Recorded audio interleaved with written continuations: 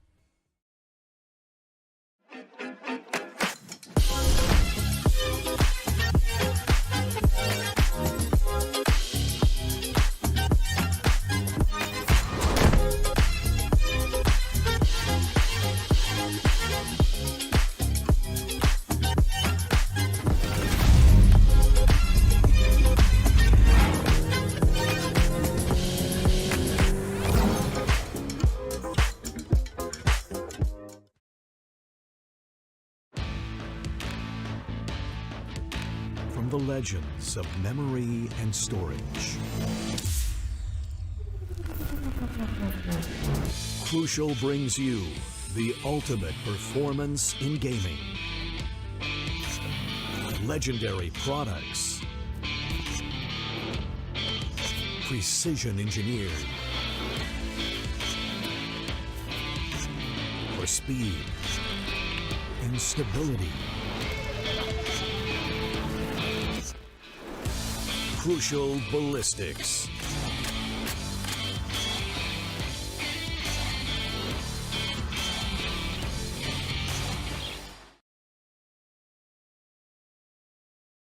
Hello, ladies and gentlemen. Welcome back to the AMD Ryzen and Windows 11 present the Esports Club Challenger Series powered by Crucial. We're back with another set of great matches today as the round of 64 for the Qualifier 2 continues. And whilst there's been a lot of matches that's already gone by in the afternoon, there's going to be 4 matches that's going to be on broadcast today as usual. We're going to have quite a bit of them. We will have a look at them. But for the moment, we are here celebrating what is going to be the biggest gaming festival in this year by TEC. Of course, it is the TEC Arena coming up in August 12th, 13th, and 14th. If you haven't booked your tickets yet, go ahead, register right now. The link is in the description down below. It's on the pinned chat as well. Go ahead and get yourself some tickets. I'm Universe, and I'm going to be here as well as there in Bangalore when the arena comes out. And hopefully Aggie joins me for that as well. But for now, welcome right here. I don't really know what's gonna happen to me and going on Bangalore. Not for now, at least. But even if it's not this event, I will be rooting for you guys back from the sidelines. Hopefully, I do get to meet all of you. There's a lot of people that I really want to meet up with, and hey, see their interactions because the LAN environment is just something very different. We could be playing online tournaments all day long, but when you're in front of that crowd, it's just something different. That rush, the exhilarating thrill, the fact that you can even try to, badmouth your opponents in a lot of different cases. It's really fun. And as we head on down over to the prize pool, this is exactly what the teams are fighting for. 7.5 lakhs for the first initial place. Second gets 4, third gets 2.5, and the MVP gets a standing 1 lakh. And hey, you have to remember something. In the arena, on the venue, it's not just the Challenger Series Grand Finals. We're going to have multiple other tournaments and even a Community Cup as well for Valorant. And of course, there will be other games of different genres as well. So you don't want to miss out on any of that action because you got to remember that at the TEC, the action just never stops. Yeah, that's true. Got a pretty big prize pool for this one, and I'm pretty sure that after we've already seen the first team be revealed, who are the invited team, by the way, go check out the socials if you haven't already on Instagram. It is Velocity Gaming, the first invited team to the group stages.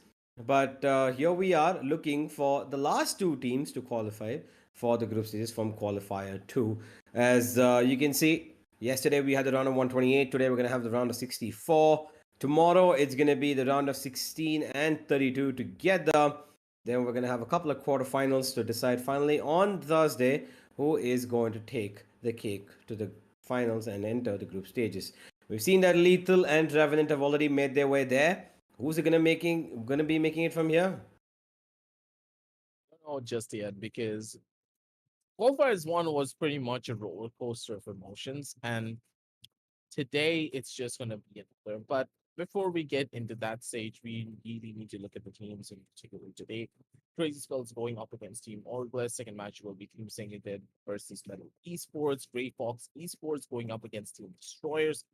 And Delhi Metro going up against Divine X. Now, the fourth game is a bit of a dark horse because we don't know exactly who's going to be playing there. But Team Destroyers, we have seen them from the previous roundup and Qualifiers 1, Metal Esports. They had a pretty short undertaking in the way that they were playing. They could have done way better, and hopefully they are going to be able to do better here currently. And hey, we know Team Orglis. We know exactly what they're capable of. Sami popping the hell off in every single shape and form. Zoid coming into action. Hyvon with his IGLing skills. And of course, Hika with his consistency when it came down to clutches and making sure his team is alive when it comes down to his initiator plays. And of course, setting up the squad. First initial game, Crazy Skull, the odds are stacked against them on paper, but we've really seen that even if the odd is stacked against you, Team Orgles, they have a tendency of crumbling under that pressure, especially on their match against QQQ, where Hmm. QQQ, they took us all by surprise. Their team play and synergy alone took them that distance further in comparison to Team Orgles, who were relying much more on their individual skill level to get them Yep. through a lot of situations. Yeah, there was quite a bit of team chemistry that did lack in Team Oglis, but let's see how far this takes them. Let's see if they're going to be able to recoup and do something better in the time to come. Because I am a little concerned about when they start coming up to the better, coming up against the better teams who've been together for a while, who know exactly what they're doing.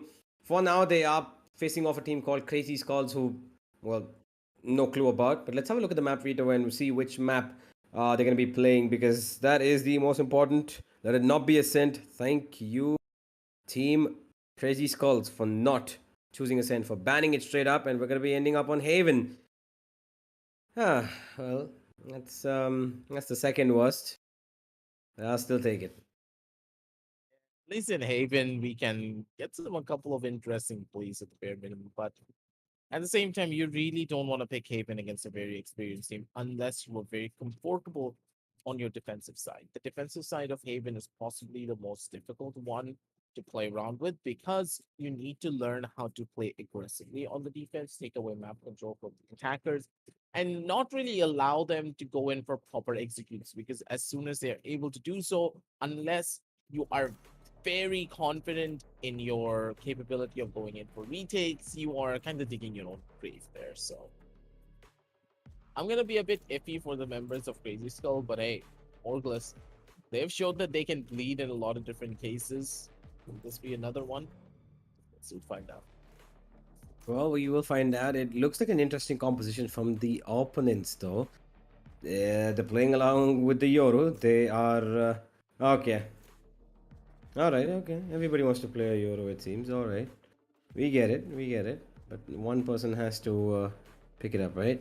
Hika's gone for the Sova, and he's been absolutely brilliant on the Sova, by the way. Yeah, on this map particularly. We saw it yesterday, we saw it in the previous qualifier as well. Hika loves his Haven plays, especially with that Sova. So I'm gonna be a little bit surprised if he's not popping off today as well. Havan back with the breach as Kusif, Sami, and Zoid do their usual diligence of picking their particular agents. As we've got a similar lineup on the other side as well here, Aggressive. Choose your agent. Very standard, and having that breach here on Haven, it's a must-have pretty much, primarily due to the amount of corners the breach can take control of, the aftershock, and of course the fault line.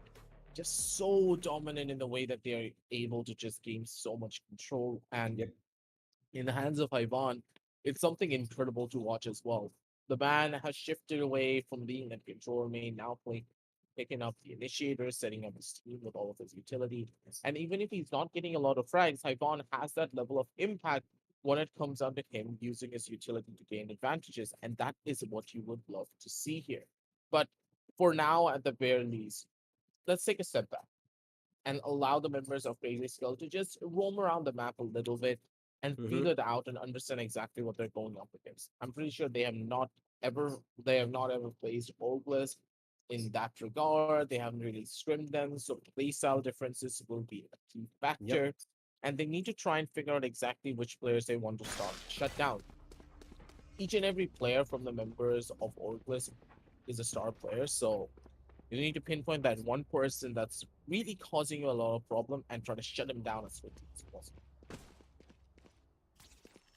Well, ladies and gentlemen, here we go. Here it comes. The first matchup of the day.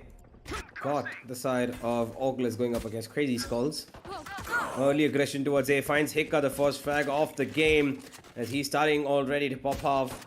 Spade spots out one, gets pushed off by the stun of the Neon as he's got his counterpart right around here. Not going to be able to escape as the fault line from his opponent comes in, but Spade finds one. Raking adds onto it as well. Sami's going to be good for just a one as they rejuvenate this round suddenly out of nothing. Kusev gets only the 1 kill onto Sawi, but that's all it's going to be. What a round from the side of Crazy Skulls. I really thought that the minute Hika got that first kill, they're going to be running right over this A side, but they do. Smokes. Yep. Why are you pushing into the site without the smokes in yet? Again, this has been done by Oldness every single time. They get a bit too overzealous. They're not waiting for the smokes to come in, and Kusuf, it takes some time to at least place them. Communication not really still as clear as day, but Oldness, they're working on it. First initial piss round, a pretty hefty loss, but hopefully they can turn things around.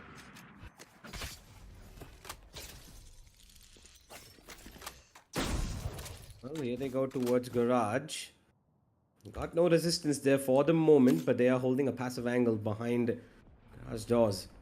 Sami getting a little close to the action, but he has a very neat angle to worry about. Spotted out one player, and they're probably going to be enabling Zoid to do the work with that shorty.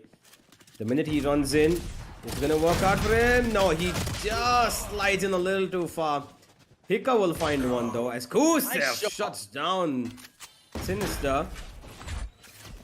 And now it's a 3 versus 3 with the plant down and a weapon to work with as well. I don't like this position. I mean, he's gonna have to play on side. He's gonna try and keep them at bay for as long as he possibly can. He's got a backstab as well. 2 HP on that guy, Evan. A bullet through literally anything could kill him, and Tom gives it straight to his chest. Go towards C long. They know exactly where they are. They're trying to take them out of positions. Hika, if he peeks out, he's gonna be in trouble. But he still finds one. The defuse being stuck though, as they don't want to mess around here. They don't care about the kills. They just want the round. They've lost every one of their players, and the side of Ogless have done more than enough damage. Hika doing most of it. Yet again, this guy is on a roll from the get-go itself, and he's forcing his opponents to buy into this round with a lot more than they were expecting to do. They were able to get multiple kills here, so in general, this was a success when it came down to the round. They took down every single one of the players. The only thing they could have done better was get the spike, was swap out the spike defuse and cause it to detonate, but the biggest question mark again, why was Haiwan playing that close in the site with a fault line? Well, you know just as much as I do. We're both watching the same thing here over here. He was trying to keep it a little bit close angled maybe, but eventually Haiwan is going to make up for it as he just did. Spade goes down. Zoid follows up suit to get one more, and they're just pushing on these people to kill them. Sami will find Raking at the corner of the sitting of that box. There's no way he could have escaped, and well, pretty much a flawless round except for Sami dying. That's come their way. Ogless put the pedal to the metal. Back with that Order's first initial round coming in down strong.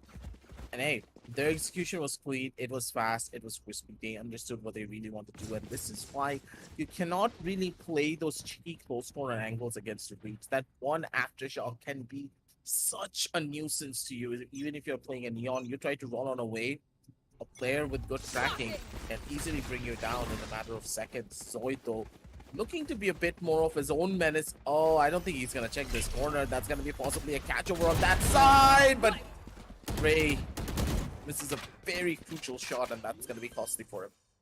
Yeah. Backstab. Kusuf. He's going to give away the timing, and yep, Haiwan, he's not going to miss that. Looking for the secondary, doesn't really happen.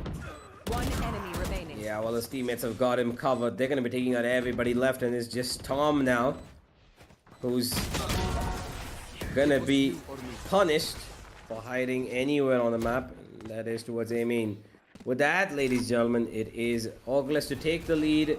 Forgive me, to come back to level scores, as they have put up a good set of 2 rounds over here with pure aggression. But now the full buy for the defenses come in as well, and how much can they stop them is the question. Yet again, towards the A side, it seems like their forces are going to be concentrated, as Hika's getting ready for another recon and letting Zoid push in towards that recon spot. Little bit of resistance from the breach. As everybody running in towards short and A-long. The drone coming out to clear out every single angle. No stones left unturned, as the site has been cleared without even being seen over here. Good work from the side of Augulus. Get even the spike down. There it goes. Hevan's gonna be getting it so that he gets closer to his Pulling Thunder. And with that coming online, they have good post-plant utility. Hika takes down Spade. And now all they need to do is help Zoid stay alive. But it doesn't look like he needs help at the moment. He eats a shock touch straight to the feet, but he's still keeping it pretty close to him. Sinister will take him down. They finally shut him down there. And the members of the attack, they know to rush it all back. They're not going to overcommit to this whatsoever. Back it up one step at a time. Don't overcommit. Signees possibly trying to go in for that clutch, but it's not going to happen. Not against Joseph. Cool, calm, and collected. The members of Orgless to keep it running. 2 and 3 and 3 runs consecutively as well. They build up their economy, and that economy build up will be key for the following roundup though. And now the defense, they're stuck down over onto an eco with a couple of stinger buys. I do believe these stingers can cause a good amount of damage if they get the timing down proper. Well, stingers are pretty impressive, because even when you hit them to the head twice, it still doesn't kill you. You know that? 135 damage is what the stinger does if you hit 2 bullets to the head. The classic has more damage than that. Coming through. Well, technically yes, but the stinger has a higher fire rate. Come on. Still. Spade has made his way into this little corner, and he's going to be absolutely unguarded from shot. I don't know what that angle is, but it clearly is not one to be holding with a stinger, especially when you're wide open from shot like that, and with no support as well. Flawless round on the side of Augulus. They seem to be seamlessly rolling through after giving away the first 2. One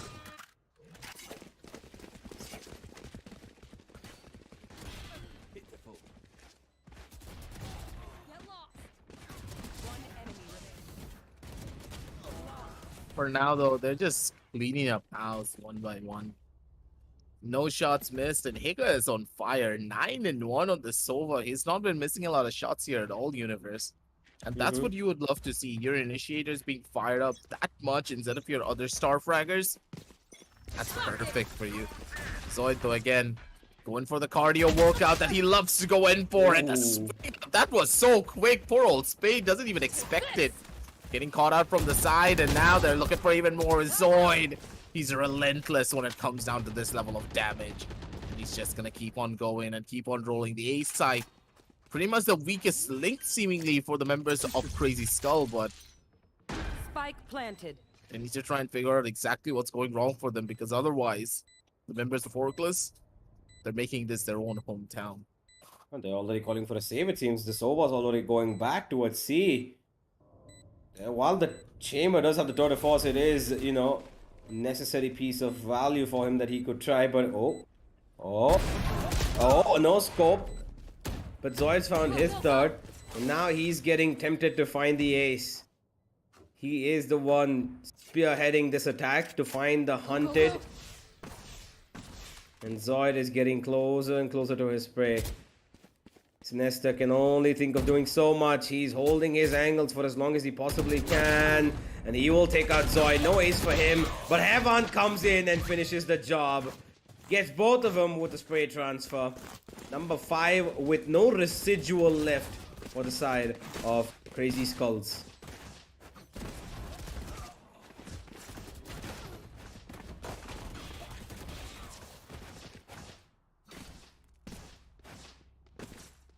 Calm and collected again.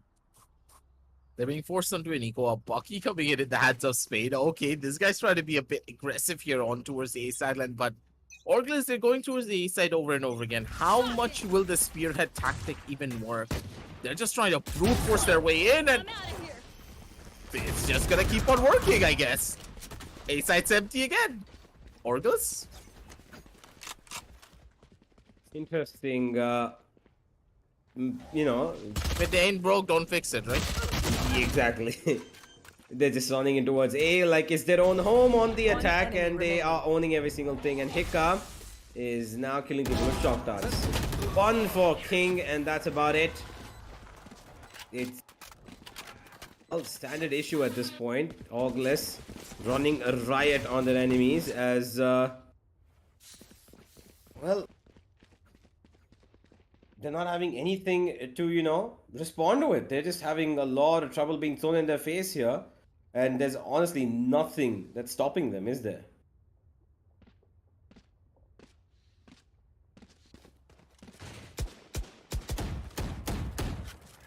Seems to be the case. I'm trying to figure out a strategy that the defense can go in for, but honestly speaking, what do you do in these type of scenarios? Like, tell me, universe. You're technically losing out on gunfights, and the other team is just not showing you any respect and is constantly going in for fights regardless. I believe you just go in for a bit more of a counteractive play, possibly a breach stun immediately over on the sewer sideline, but that's the only other play that you can do to try and shut down Zoid before he takes full sewer control away. And Sway should actually adapt to this play as well. I'm very sure that Spade has been calling this one out, but Sway's not been using any of his utility to try and slow Zoid down. Yeah, that is true. We should be having a little bit of maybe aggression being shown in by the defense themselves to stop this, because again, Augless, they're going towards the A side. That little cluster of a push towards the A side has been working out for them perfectly. And why would they not do it as long as they possibly can? Because these guys, the Crazy Skulls, are just letting it run. It's not even like they're trying to, you know, put down something. They put their foot down. They've got a pretty strong ultimate, right? They've got two pretty strong ultimates. They've got very good stuff available on them. The Rolling Thunder could stop them in their tracks straight up. The Neon's ultimate could just, you know, add on to that Rolling Thunder. Oh my God, Spade, how do you let that happen? Oh no. How are they getting away with this? There's no resistance. They're doing resistance in forms of spots and single-handed peaks. What Spade was doing, standing at that angle over there with no, you know, utility support, was what's got him killed. This is the difference between absolute pros and people who are still trying to get there. Spade is standing all alone towards A long. Exactly. They need to adapt. I understand you're losing out on gunfights. I don't mind that. You can lose out against gunfights. Someone will be better than you when it comes down to raw mechanical skill at all times. But it doesn't mean you can't use your utility to try and stop them.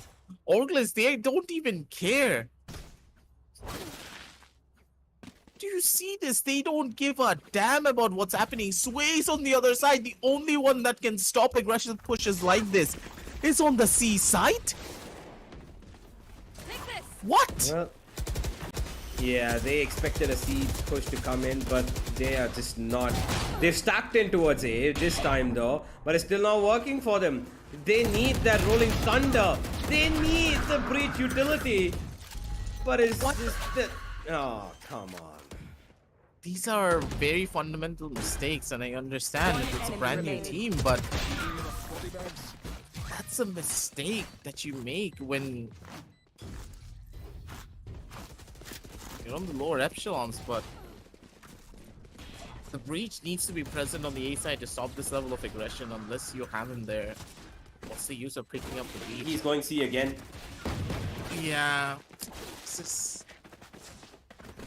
Alright, never mind. Oh no, never mind. They're all running towards A. Now they're all stacking A. Really? Look, the breach. Oh, thank you. But isn't this just a little too late and with a little less weaponry to work that out with? I think he's going for the fault line. But where is that? Okay, now it comes in. The fault line comes in. It stopped him for a second and raking. Perfect. They were able to shut him down there. Just Good took a breach work. to do it in a couple of rounds. Yeah. Well, they got it done. And now Spade's holding on with a shorty. He's got a drone coming his way and he's been spotted. He's been tagged. He could be spammed and he's gonna be taken out. Havan finds it, and now they're running it to the side yet again. There's no way they're stopping them with just a couple of pistols and stingers. 4 versus 2. And even though there's a flank coming in, Havan. Okay. For an eco round? Last player standing. Do you think they care? Well, they might have to now. Gets away with only about 0 health left. Last round before the switch. They're just getting things done. The cleanup crew is here, and hey. Again, this round in particular, they got the first initial shutdown kill. That's perfect, but then you know for a fact your opponents love to hit the A side. You know for a fact they love to brute force their way in. Don't you think you should have started to set up crossfires for this very exact reason? I think they're now going for the Rolling Thunder. I really hope they do. They're still going for the fault line play. Tom will get one. Okay, that's good. That's a good start. Out comes the ultimate from one of the other players. And Kusif finds Sinesta this time, coming on the backstab very early on. They're not going to let him get any closer as they cut off all the loose ends. One enemy remaining. King finds one. The operator shuts them down. And this is exactly what they needed. At least a 9-3 to believe in the curse. As the breach very much present. Yep. Hicka though, he does have potential for that 1v4. We've seen him do it before. The spike is away from him, and there's one big ultimate that they still haven't used that they can right now. Hicka, every single angle is of prime importance, and he finds one. And what he doesn't know is there's another player right there. 9-3. And yeah, there we go. There we go. Switching sides. Completely fine. It's the universe. It happens. It takes you a while to reconcile and understand what you do wrong, but I guess that's the marking of a brand new team. They finally figured it out. Use the breach utility, stop them from going aggressive on A. Then you can combo it with your Sova ultimate because they're stuck and they can't really move out of it. What else is new? It was a perfect execution when it came down to the defense, and the adaptability was clean. So I think we did their job. We did our job, sorry, as analysts. So we can take a chill pill as the second round is about to start. Gotta go. Well, it seems like they're very keen on hitting that garage region, and Zoid's positioning up himself towards B. Havan's gonna put them at a stop for a couple of seconds as out goes Zoid. Should be finding one, but Sawi takes him out. Havan will take out Spade instead. He's got a flash, but that flash is not going to be useful as long as that smoke is there. He gets a triple burst to the face as King finds Kusif. And now the B side is opened up. It's open for business. The trap has been taken out. 2 players are low. And Sami needs to make this work. He's got 1 headshot. He's looking for more. Not going to find it. Only the body shot onto Tom. And now it's just All low. Hicka. Wait, they're all low. Yeah, now they're all low. Now they are. 1 bullet. Body. Yeah, 1 bullet each. 1 bullet easy is all that Hicka needs. Gives 1 to the head of Sawi. And now he's got 2 more to worry about. A recon available. 2 shock darts as well. 1's coming behind him, 1 in front. He heard him. Hicka, all he needs is 1 bullet to the body. He gives it to him. And now the recon needs to come in. The opponent's ready with it as well. He throws in his own. It's a battle of the Sovas. And it's all about the 1 tap. The shock dart just dodges him. But Hicka will not miss his bullets. That's gonna be the defuse. Perfectly done, and Hicka, he doesn't even care to. Before we said that, oh, it's only 2 bullets to the body. That's completely simple. There's no way Hicka misses that. And Hicka's like, I'm gonna take 1 step further on this. I'm gonna get headshots only, and I'm gonna become the Scream of India. 1 enemy remaining. Perfect. He doesn't miss a shot. Well, here we go. Pistol won by August as they get closer up to the finish line. 2 more for match point and 3 more to take it all home. Make it to the round of 32 without any sort of problems. Again towards mid they push, but this time the opponents have chosen to force in. They're going for these force and they're gonna have a lot of resistance coming because August are not scared of aggression. They're just absolutely pummeling the opponent. Sammy might have lost his life, but he's got 2 more players to make sure that they don't let this go down the drain. And that just might be the end of this game over here, Aggressive, because they're forced in. No money equal to match point equal to, well, pretty much match win. And they're forcing in again. Are they? You have to Alright. force the tier. I mean, okay, the semi buying up. They've got a couple of sheriffs and half armors, but still, it's inevitable. The match point is going to be here within any minute. 1.5 minutes to be precise. I mean, don't you have to force it in this situation?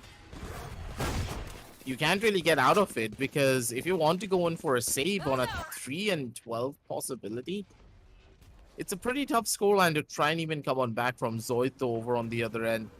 The guy's looking to be a bit more of a menace, but Sami, the timing is everything. Swings out immediate, gets that first vision squad tap. And Hyvan and Sami, they're able to take it all back.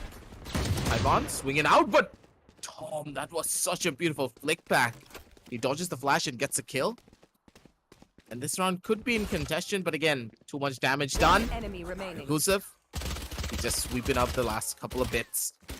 Yeah, that's such an annoying situation when you've got the Spectre not working the way you want to. Tom finds another great headshot, but it's not going to suffice for anything in the larger stages. 3 and 12, and well, it is game over, it seems here, ladies and gentlemen. They will have weapons to buy out, but so do the side of Auglis. They've got everything that they want in this round, and that is the Phantoms and the Vandals. Kusev still playing on that Spectre, but he's got a lot of money as well. So even if the side of Auglis lose this round, they're gonna have Kusev ready to drop them a couple of weapons.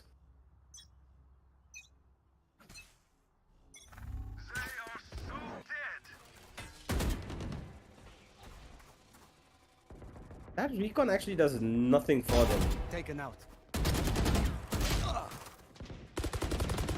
Look at where. Okay, King finds a double. Absolute playing rat. as the, you know, passive chamber, the luck holding chamber. Does give him 2, but his teammates now need to make this work. A Rolling Thunder again available. The Breach needs to utilize this because Sami is dangerous on that operator, and so is Kusev on the prowl. They're coming in with a pincer movement here, and this guy is feeling a little too confident Teleport's ready. as he goes out with just a pistol. Sami being detected. Sami probably going to be spammed. This round is done. There's no way Sami's going to win this unless he gets a couple of free That'll frags. happen. Flashed away. Nah, he's not getting into this side. Yeah, No way. it's not gonna Double peek comes in. Tom gets 3, but his teammates have just 4. They're a world away from where the side of Auglis are. Taken out. It's tough. Really tough on the situation to be in. But Ray, he did a hero play back here. Holding from the back end. Was able to survive for as long as he possibly could. But again, they have a long road ahead of them.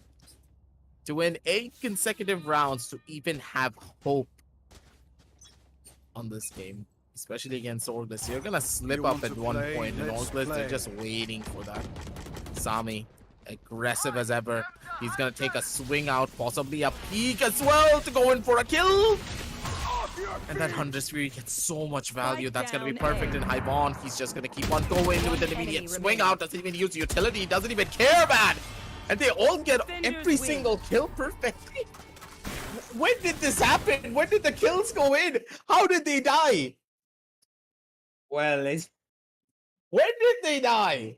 well, the quick to the backstab was Hevan, and he instantly got 2 there.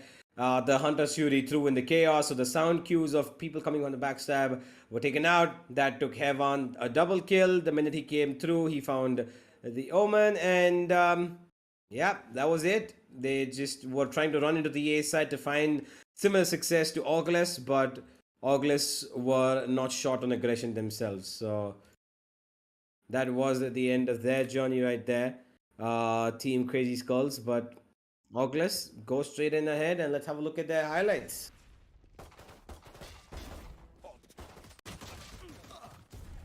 just a complete and utter showboat from the members of Orgles. Tell me which team is crazy enough to just hit the A side for the entirety of their attack.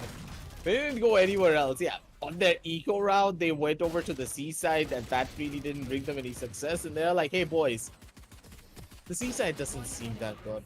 Why don't we head over to A and never, ever go to any of the other side? If Valorant had only one side, this is what it would look like. Well, They're playing retake out here, if you know what I mean. from they another had game. they had 3 sites and they chose to go only to 1. Yeah, they're And- playing retake, if you know what I mean. I know what you mean. I absolutely know what you mean. They were. It's almost as if retake wasn't even a possibility for the teams that were actually trying a retake. New game but they- mode. Maybe we'll find out if it ever comes around. If Valorant Riot does choose to listen and put it in the game, but for now, it is Orgles who played the easy game here. They had pretty decent, seamless success in this game, and they will be heading to the round of 32 without any sort of troubles. And if they continue to play the way they did, they will be good to go. But here's where the teams start getting a little bit more difficult.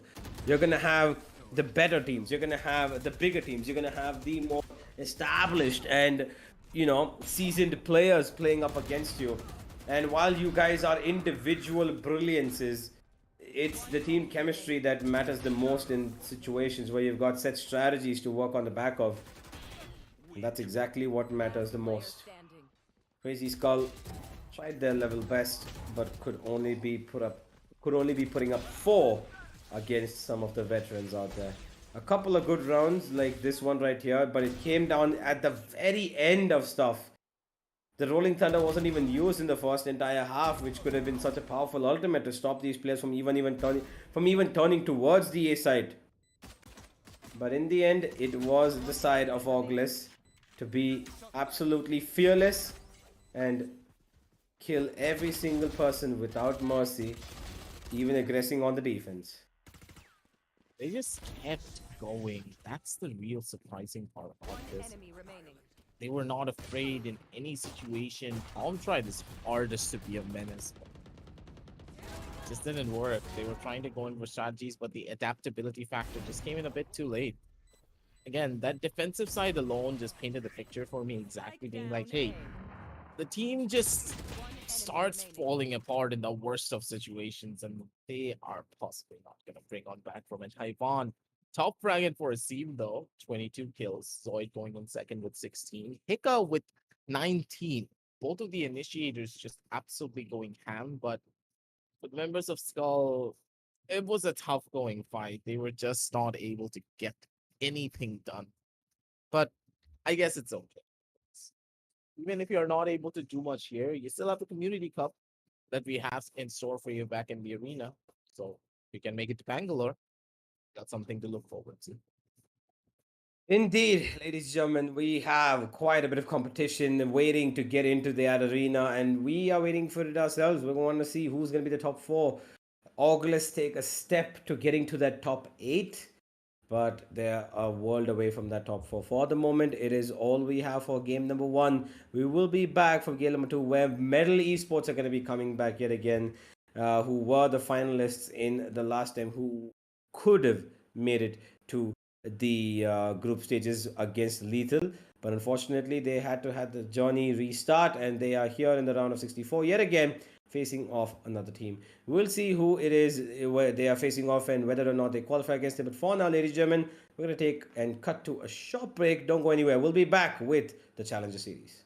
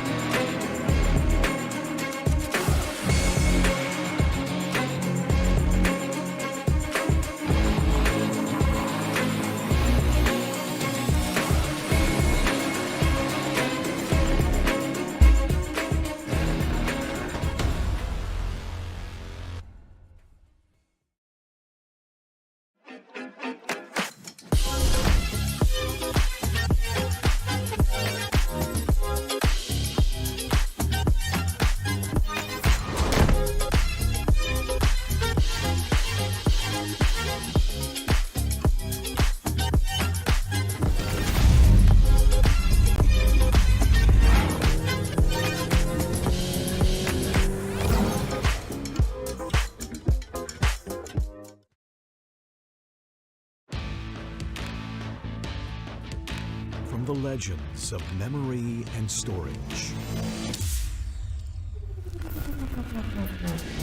Crucial brings you the ultimate performance in gaming. Legendary products. Precision engineered. For speed and stability. Crucial ballistics.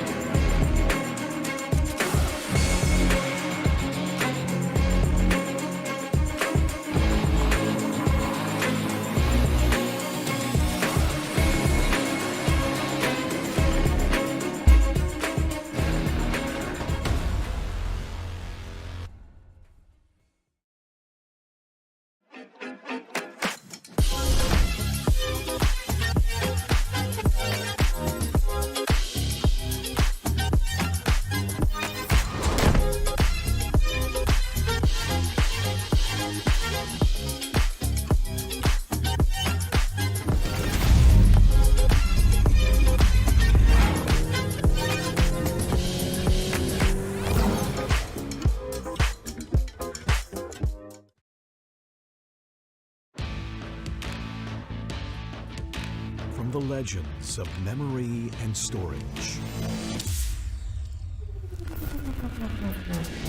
Crucial brings you the ultimate performance in gaming. Legendary products, precision engineered for speed and stability. Crucial Ballistics.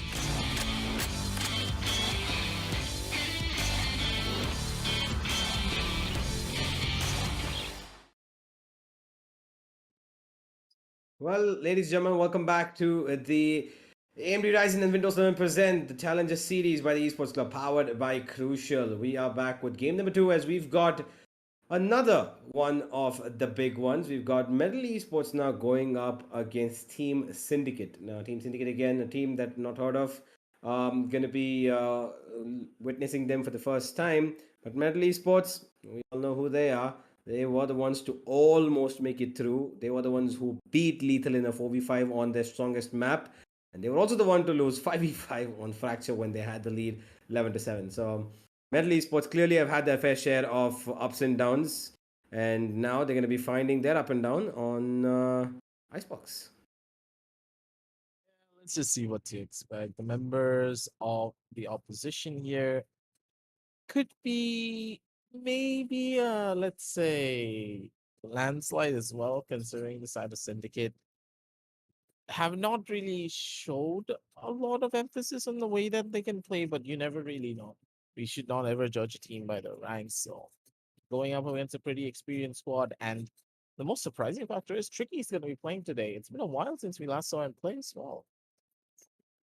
I'm glad Trick is here, and let's go. Let's not just beat around the bush. Let's go to the agent selection. We are ready for what we've got in store today.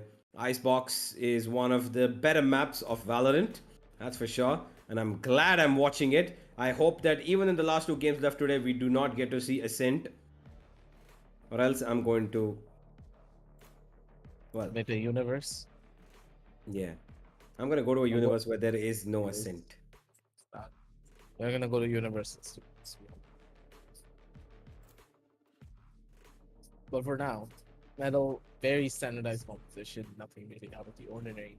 But for the side of the Syndicate, let's just see what they're trying to poke up here. The race could be a possibility, pretty strong pickup. I like the idea.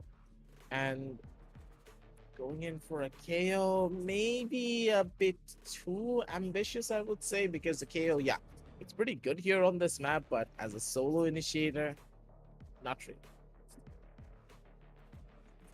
Yeah, because you'd usually want on Icebox, at least a Select revealing your agent. If agent. you're not playing one of them, at least you have 2 initiators. But here it looks like they are going for the double duelist comp with a KO.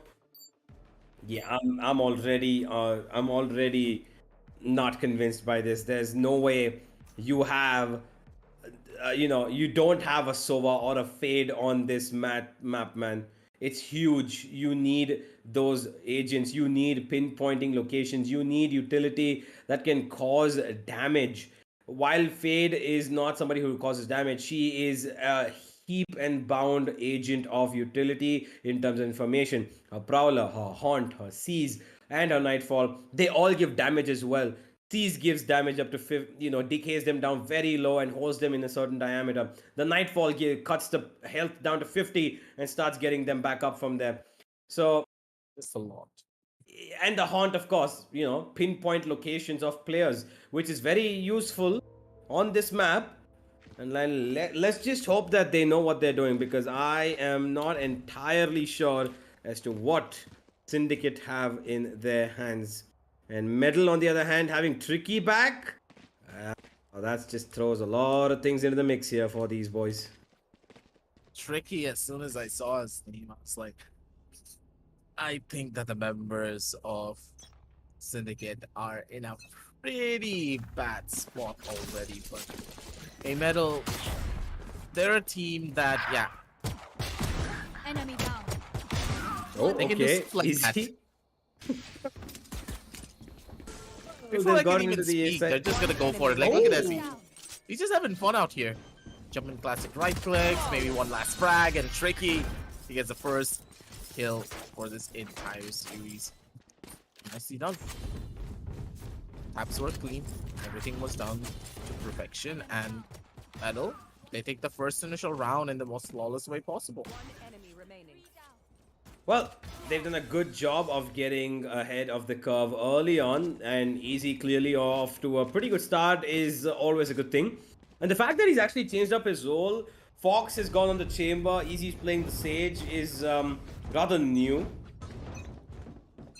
It's not something that we've seen in the recent times, but looks like a good change of, positions. Fox, he's running in towards the safe side with his teammates, and they haven't really upgraded their pistols. It's only got Vexy, who's got a Bulldog to work with. It seems like they don't need it. Dark Avenger gets Fox from the back of sight, and now he's susceptible to danger.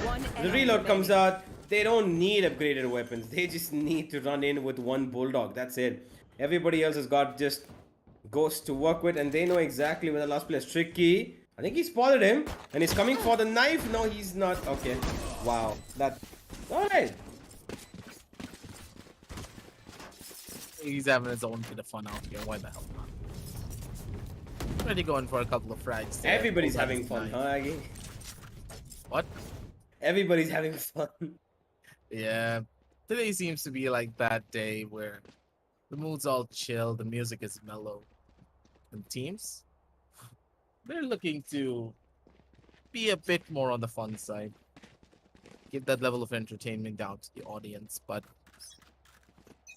seemingly Things could be shaping up to be something even more dangerous if they're not careful here. Oh. Okay, Izzy just walled up solo and just kept going.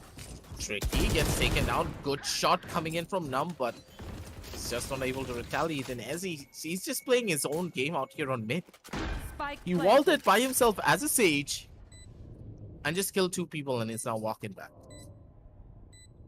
What? That's just metal being metal at the moment. They've got everything under control, even though they've lost 2 players. They've got everything that they need. Vexy, One enemy remaining. unbothered by that flash. And it's only left to Iron Bat now, who's under sight. And he's being pressured. Okay, finds another. Okay. He's bought it close. It's 3 kills that he's got. And he... What the hell is what? happening? They're having fun. Okay, they got it on in. Okay, of course. Okay. Oh, okay. Oh. Buddy, okay. Oh. Oh, okay. Oh. Oh. You're... joking? Oh my god. Oh, God. Alright. Come on, we can't be doing this. We can't be doing this, yeah? We can't be... Yeah. We gotta put out a game phase that just keep it rolling. Yeah, of course, exactly, yep. We are professionals. We indeed are. Moving on back from the Fox, he did give us a little bit of a laugh, so that's good. Refreshing on that end. And Tricky nearly got his life taken away from him. Pretty tough spotted as he's trying to get this heal to his buddy, but I don't think he's gonna give the heal at all. Yep, he's not giving the heal. Good luck, because as he's playing in his own game out here. Oh, Tricky just died from fall damage. Enemy remaining. Oh god, that's pretty rough. But hey, as he didn't want to get the heal, so Ow. Batman eats up a bullet to the face with the Marshall, but Fox clears it out. 3 kills for him. 4-0. And Ezzy keeping a clean record so far. fact that he's been keeping a clean record, even though he's just jumping around all by himself in most cases, is what's surprising. And hey, is Metal also going to be going in for mid pushes and on the A side pushes just like Orglis? That's the real question. Oh boy. Well, they clearly have everything working for them. There's nothing that the Metal aren't doing right. Tricky. Needs to be careful. Sees the teleporter. And, oh, okay. A bit of resistance here. Good crossfire setup between Dark Avenger and the Viper. As, oh, a little bit of pressure on the Tricky. Misses his shots. And that's left Badman alone in the 1v4. A lot of fun. Could be a bad thing. Too much fun. Batman takes out the Viper. And now, it's a 1v3. Spike planted. He has a little bit of utility to play with. He's still not established his wall. But he has the Viper spit. And there it goes. A grenade could throw the wrench in his plans. But he's sitting in a good corner. The position of this Viper is completely unknown. But they could spam him down. They're so close to him. All he needs to do is send in one. Save, but oh my god, Batman! That was just a perfect play. Badman, he knew how to play the time. He played it down to perfection. And Numb being so far away, he needed to get extremely lucky when he was running and gunning there to just hit those 2 bullets to shut Batman down. Not even 2 bullets, just hit that one shot that he needed. Yeah. But I don't think he could have gotten it. It's just rough. 0-5, that was a really close round for the side of Syndicate. They could have tried to go in for a retaliation play, but it's slipping away 1 round at a time. And Tricky, even though he had enough money to go in for a buy, he just doesn't care. He bought a Marshall. And he's getting kills with it. Certainly is. Fox. He's running in. He wants all of these kills for himself. It's like they're competing. Who's going to get the most kills? Down to 46 HP. He's gone, and Easy's not letting it up. Wall goes up, but it's a bait wall so that they can come closer to try and break it. Flash comes out. Easy's unflashed. He is waiting for his prey to come to him. Badman's finding one. Badman's looking for another. Dark One Avenger enemy takes him down remaining. though. And Easy is coming back for more. Okay. Yep, metal, we get it.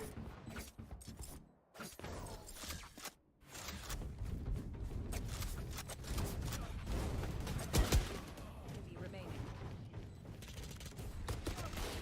Do we say anything? No, no. I don't think I'm worthy of saying anything at this point.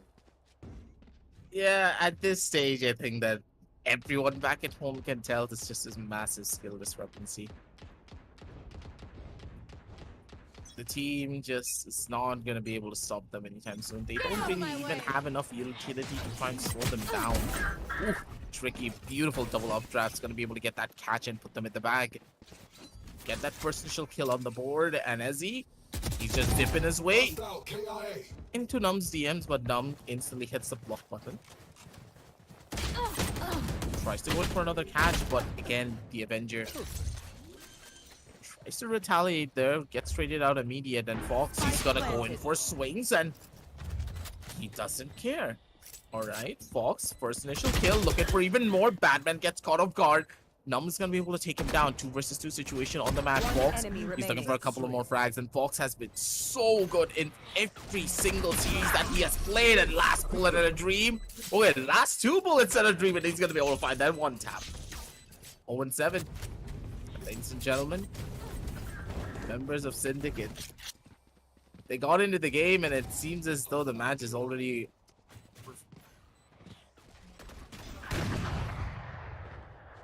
Oh boy, well, not exactly what we expected. I thought there would be a little bit of resistance, but it seems unlikely at this point. 7-0, looking to be 8-0 now. And look who's holding the operator.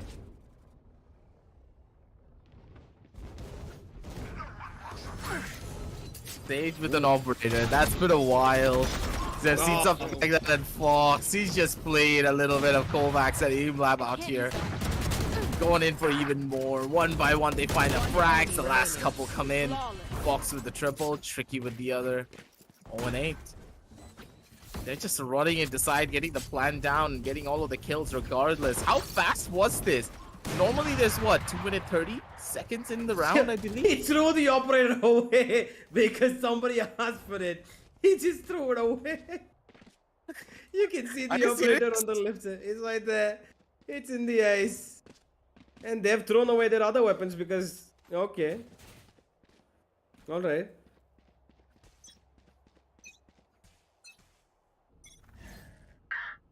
What you up to, Metal?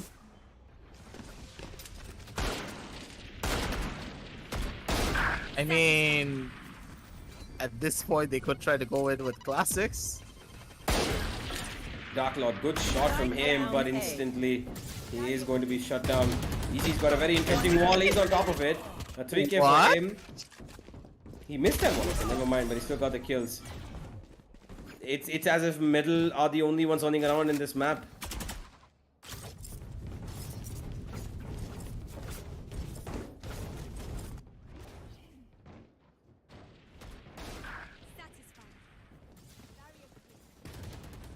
Oh boy.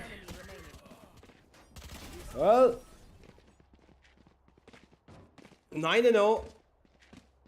Standard procedure, middle. I have so many words right now that I've lost them all.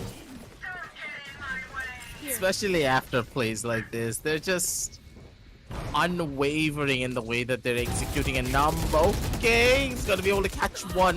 Vipers gets caught in a bit of problems here, but they're still gonna go in for it. Okay, one by one, they're trying to rush their way through, but they're gonna get taken down because of it. And it's all up to Tricky. Last player remaining to try and clutch this one out. Has the spike in hand, but Avenger right on the back end. I don't think Tricky knows about his exact position. That's gonna give away some levels of noise over from the side. That's the spot. 15 HP. That's gonna be the first. Iron's gonna be able to turn around and immediately smack him with it. First initial round, it's happening here. Possibility of a comeback, I believe. Oh, I wouldn't go that far. Comeback seems like it is a little bit unlikely. Just a little. I'm not saying it can't happen. I'm just saying it's a little unlikely. Let's just leave it at that. But a 9-3 half, definitely a possibility.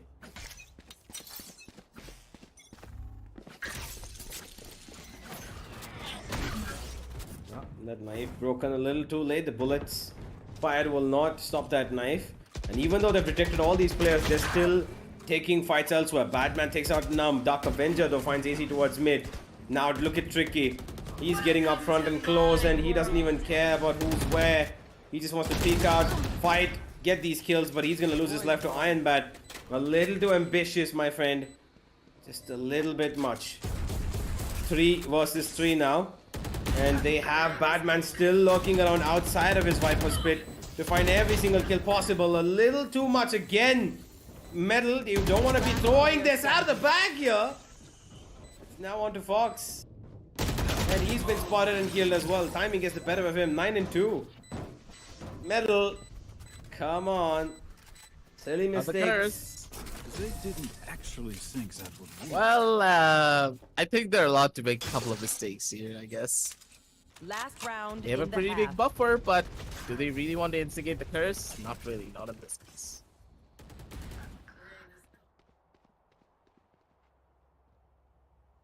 Oh, well, 9 and 2, like I said, 9 and 3, a possibility for sure. But Metal here need to be the ones to hold their ground. Not too much aggression. You might be winning this in, you know, a very, very big margin, but that doesn't mean you can run around alone expecting to win every single fight that, you know, comes your way. They don't seem to care about the KO utility anymore, though. They're running straight in. There is the null command available. The final round, all 4 ultimates are going to be pretty useful here. Dark Avenger holding down his feet. Oh my god, that spam from Fox was pretty good. Tricky's found Avenger. And now they're running in. Oh, okay, easy. You have a Guardian, my friend. You have a Guardian. Numb takes him out. Numb gets another 2 versus 2 now. As Batman gets away because out comes the showstopper. It's gonna hit him. It's gonna get him down to less than 50 HP. But now, Metal are trying to keep it back towards the A side. Dark Lord with a pretty good swipe up kill. And now it's left on to God Vexy. He's got a recon, he's got a shock dart, he's got a drone as well. The spikes in his hand. But he doesn't have information, which he will get as Dark Lord peeks him out. And now it's a 1v1. A good off angle for Numb, actually. 30 seconds left. The rope is probably the most viable option for God Vexy to, you know, use to go in. But Numb might just be outplayed here. He's a little cautious and nervous about where exactly God Vexy could come. But he jumps up at the right time to find God Vexy hanging from the ropes. And he hangs him for real. Switching sides. 9 and 3. As I told you, Aggressive. Any of the curses. Oh, how much I Exactly would what have I given told you. CCV to be here. How much I would have given for CCV to be here so I could bully him about this. Let's see if it works though, because I don't know if the curse is going to work. They have good attacking sided utility in terms of the KO and the Viper and the Raze as well. But will they be able to stop the walls of Easy and Badman is the question. Easy's got his wall ready towards A. He's going to be deploying it instantly, it seems. Tricky's along with him, but they're going for an aggressive push. Oh boy, here we go. Okay, Tricky's made his way towards heaven and he's got a kill. Needs to run away. Gets away almost dead there. Tricky. And God Vexy dies to give his weapon away to Easy. Tricky finds another. He's been healed up, so he's healthy enough to take fights. He's got 2 more targets in front of him. One of whom on the other side of 410 will miss all of his shots. And Easy is just waiting for them to kill Tricky so that he can find all the kills for himself. They're trying to jump over their wall. Oh yeah, easy. Yeah, of course. Because if easy hits that, I quit Valorant forever. Please hit that so that I don't have to watch Universe's stream anymore and see him with bullets. Wow, thanks, man. That's really nice of you. Hey, I'm trying to be a good friend out here, but as soon as I see you whiff, By I really saying just- you wanna not watch me? yes. Hey, I'm watching you whiff out here. I'm doing you a favor. You fought well. But Ezzy, he's doing me a favor by hitting these shots. Clean and crispy one taps over from the side and tricky. He's been a bit of a body shot, Andy, but hey, at least they hit headshots if you get the work done. 3 and 10. Nezzy cleans things up. Good God, this Sage is the definition of a battle Sage. Yeah, Easy's having a good game. 10 up for the side of Medal as they are looking for a little bit more to settle this game as quickly as possible. You fought well. 10 and 3 now. And there is a force coming in from the attack as well. That's interesting. They expect the defense to not be equipped because the last time they played the anti-eco, they were just having pistols on their hand. But this time, Badman, got Vexy, and Tricky all have invested.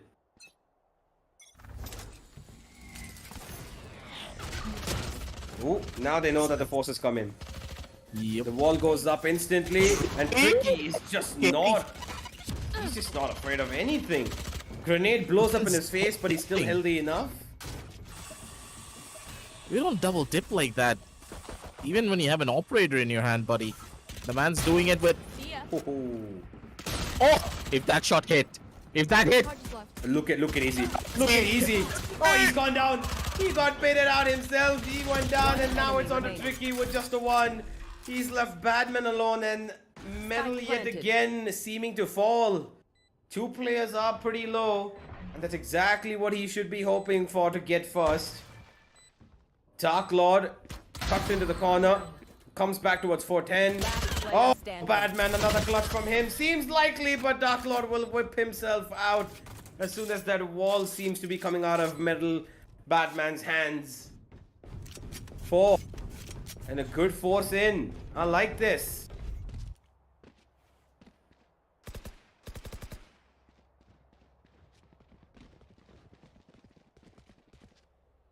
Very standard on that record as well here. I don't know. Some of these rounds, they're getting way too close for comfort, especially where Ezzy just sat there behind this wall. Could have gotten an easy 2K right there, but he wanted to go in for a knife, and I do believe he missed this knife. That's why he died. If he didn't miss the knife, I believe he would have gotten at the bare minimum of 1. Grenade. Got Vexy being pushed upon. Tricky's lost a whole load of his knives. There's a flying race. Oh my god, Easy still gets it though. Dark Lord falls. And now it's on the Tricky with just a classic. He's got 1. And this might just be redemption right here. Badman hits another beautiful shot as Dark Avenger goes down. And Iron Bat is left to pick up the pieces. He's pretty down low. Comes back. The DK actually comes back. Forgive me. I thought he was losing most of his life there. Oh my god, Badman. He's an absolute Batman.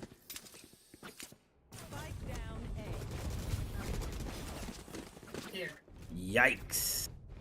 Number 11 That's on a the side of Metal. Yowza shot. Yikes, Yowza, whatever you want to call it. That was Badman just showcasing what he can do best. Yeah, Batman. That flying race, Darklord should have gotten easy, man. I don't know how Darklord didn't get him. He had a Spectre and he was in the air. That's literally like the best combination ever. You want to play? Let's play. Flying Spectre. Helicopter.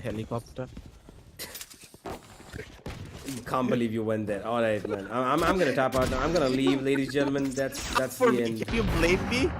Block in sight. Spike is down. But yeah, it's gonna be Tricky, who got set up, gave the radar a little bit of a kiss on the cheek, and Ezzy looking for the final frag, and he's gonna be able to get it. Fast push, pretty much relentless on the assault, and No charge. this game is going even quicker than the last one. I didn't think that was possible. Well, One enemy remaining. ah.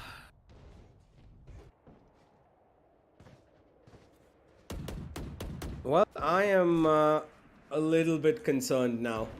Now I'm concerned. You know, match point. Could have been an interesting one if the comeback would have started to happen. But here's tricky. No, why? Why? There were players coming towards you. They were literally coming to you under your feet. Simple kills, my friend. Viper spit active. Ironbat finds Badman as well. Spike planted. Now this is a whole different situation. Easy's lost his left grenade. Sitting in that corner, not gonna help you. Number 5 looking. Last player Yep, standing. number 5 is right here. 5 and 12. They are not done yet, Syndicate.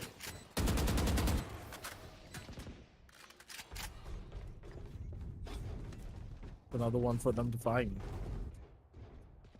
And Syndicate, they're trying to keep things alive for their end, but now I do believe they have wakened the beast. Fox has picked up an operator. Tricky has the Blade Storm again one more time, and they're 4-stacking the A side. Could just be the biggest play that they could have made, but again, Badman, I think he's going to be the real star here. Viper spit in hand, he's going to try to hold for as long as he possibly can and survive the onslaught coming in towards him. But Tricky, okay, he's just going in for all of the frags that he possibly can get. And Ezzy, he's able to retaliate with his buddy, Attacker spawn. sending it down over to a 2 versus 5. Things don't look good because Badman's on the other alert. And the last player, possibly a 360 from the other side, but Badman gets the final frag to Defenders clean win. it up. Good spot. They take it all away in Syndicate. They take an early lead from the tournament here. Well, Massive skill mismatch. Nothing more you can say here. oh yeah, this was quite an interesting matchup. First half looked like, you know, once they went to 9-0, I was like, okay, this is looking like a 13-0. And then the 3 downs come by, which I predicted. And it came up with Metal doing a little bit of a silly dilly-dallying around. But eventually they recoup for it. They gave away 2 rounds in the second half, but they finished the game 13-5. And not a bad scoreline at all. They were, you know, they were having fun. They weren't really you know, going at this all out, trying as hard as they possibly can. They knew that they were in the driver's seat and they were just, you know, experimenting a couple of things, and it worked out for them. As we go to the highlights to check it out, it is Metal Esports, ladies and gentlemen, to head into the round of 32, which is going to allow them to get another step closer to where they were in the previous qualifier. One enemy remaining. Just, I don't know. This was just one of those matches that you have to write. You don't have anything to write home about, other than the fact that they got some practice in for their aim, I guess, but that's pretty much it. Yeah, this moment, Especially this part. That's just sad.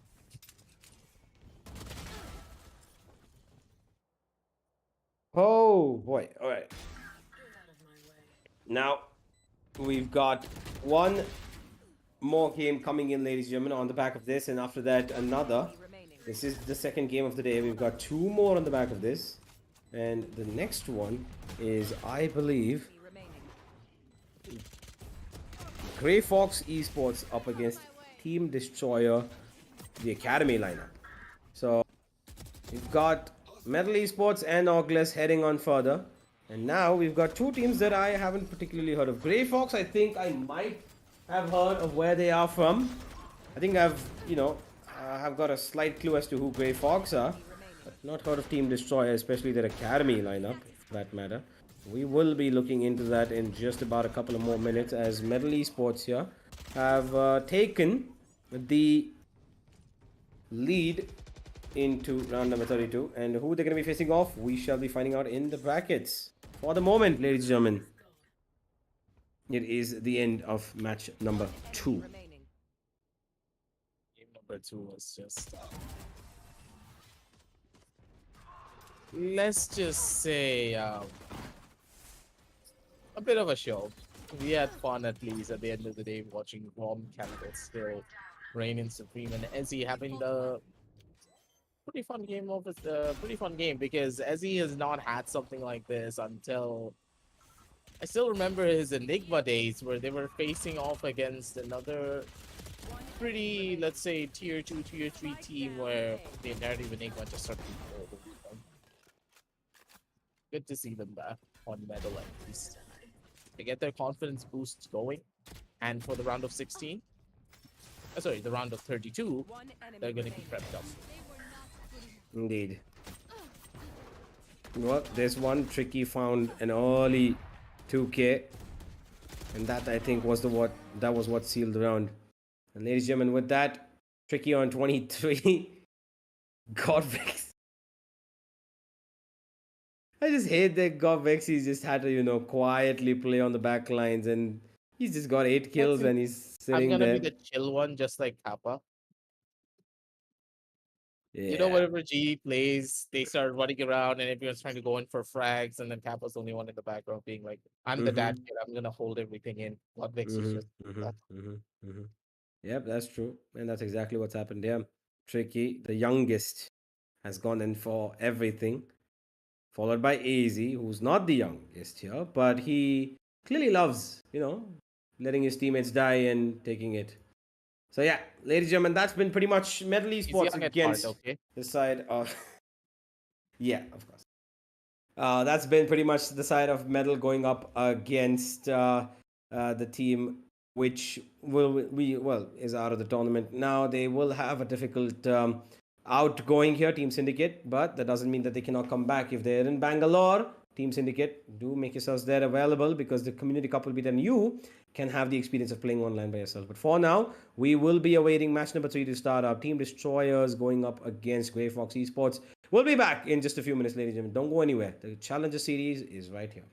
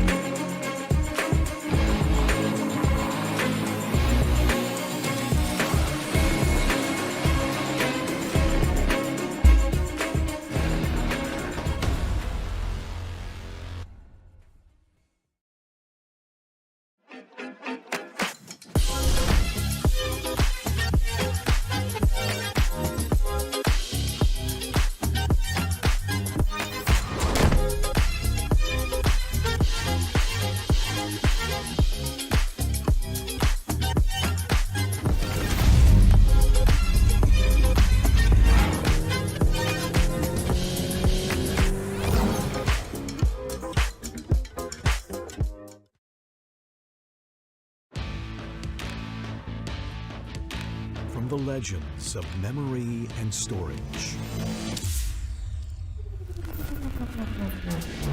Crucial brings you the ultimate performance in gaming. Legendary products, precision engineered for speed and stability. Crucial Ballistics.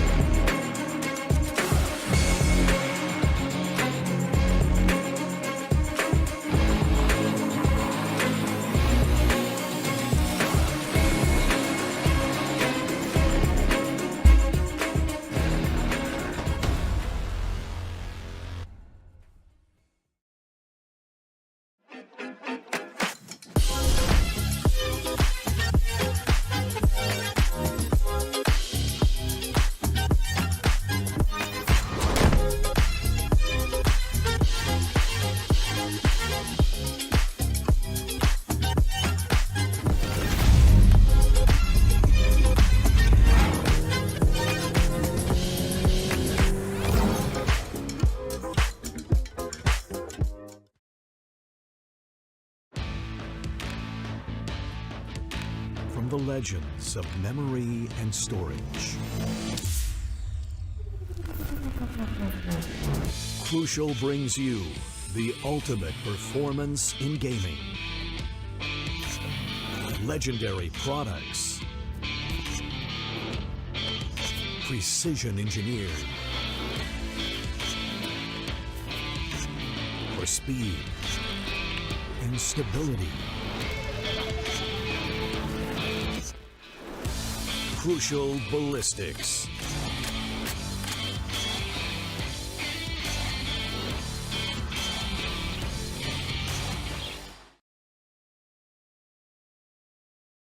Hey guys, welcome back to the AMD Ryzen and Windows 11 present the Esports Club Challenger Series powered by Crucial.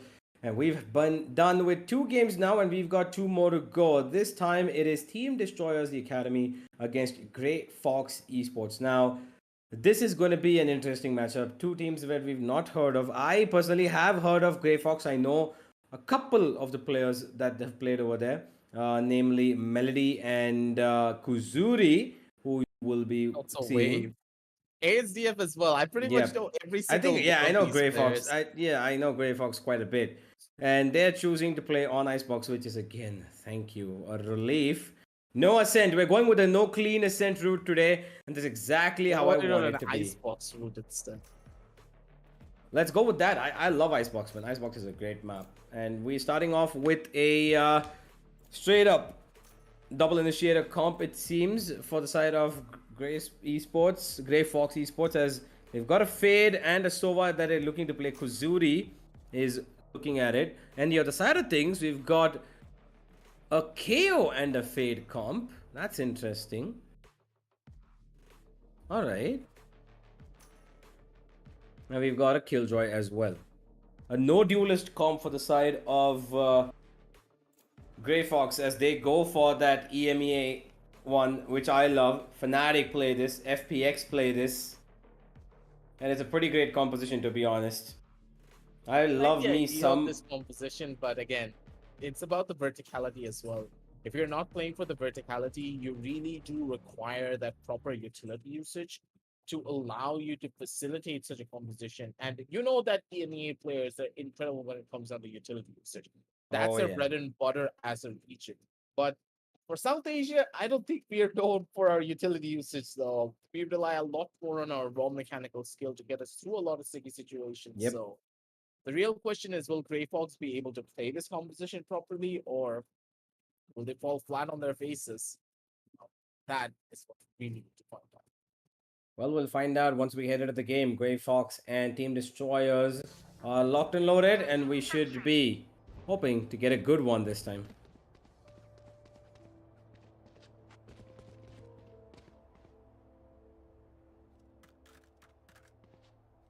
What do you expect, though, Aggie? What do you think is going to happen here?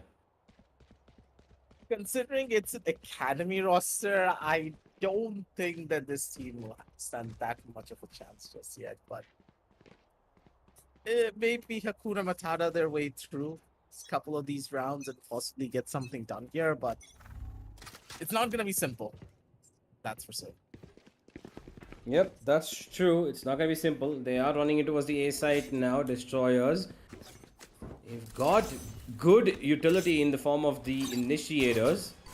And they're throwing it in. Straight in towards the site they go. And there's the bit of his resistance that comes through. Melody's found one. Melody's found two. And he's just tucked in this little corner behind Generator to get it all done for him. He's got support as well. He's got Kuzuri who can heal him up. Hello will look to find one more. And there's the triple burst. We're pretty much done and dusted. And Pankaj, well, might have C9 in your name, my friend. But you gotta be playing for it as well. A little too late on the rotation. And that cost his team an entire round. 1-0. Good start for Grey Fox.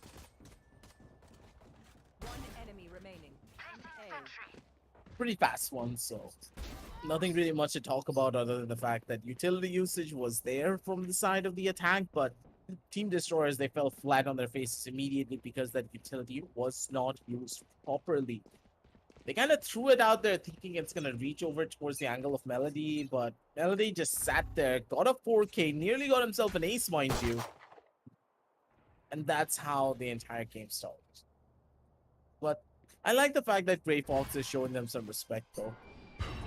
That's a different change-up, and they're starting to feel out their opposition first. Not overcommitting whatsoever, playing it smart, playing it slow, and Kuzuri may be biting off a bit more than he can chew there. His buddy was not even there for a refrag. That's going to be a costly one. With the first death, members of the attack are working their way into the side. There. Well, they are playing this a little slow. They aren't really too keen on, overextending this. They want to keep it controlled.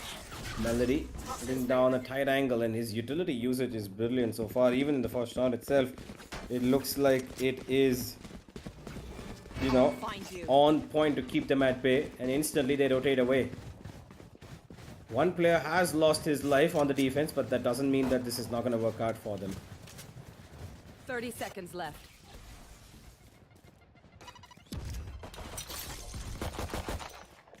Again, it's a very slow methodical push, and one more time is, Spike planted. he's going to be working his way in. Okay, good double kill for him. Hill RR is going to be able to shut down two more. It's a 2 versus 2 situation. A pretty rough one to be in as well, with the Wave trying to get the perfect play up. But okay, the snake bite's going to land on the top end. Wave's going to pull out the headhunter, the ghost, the specter, and then the knife to possibly be like, I'm going to cut you up, I don't care. Oh, well. He's like that Florida cabin trailer person from all of the movies. Enemy remaining. Takes out a shotgun, misses 2 shots, then pulls out an axe, and he's like, come here, boy. Yeah, of course, because that's exactly what it is, my friend. That is exactly what it is. No, I'm not saying anything. I'm not saying anything at all. Am I? Ah. Come on. Let's see where Grey Fox can take us. They've had 2 rounds. The second one wasn't really as clean as they would have hoped it to be, but this time they're going. Oh, Melody's got a pretty great tight little spot to be sitting in. Oh, hella. Hits that a little too early. Crimson finds himself one, but Melody quick on the trade from on top of those the box over there towards spawn. Oh, there goes one more. Melody picks up a weapon and goes. Turns it on at the most unfortunate timing. And that allows a kill to come through. Kuzuri's found one more.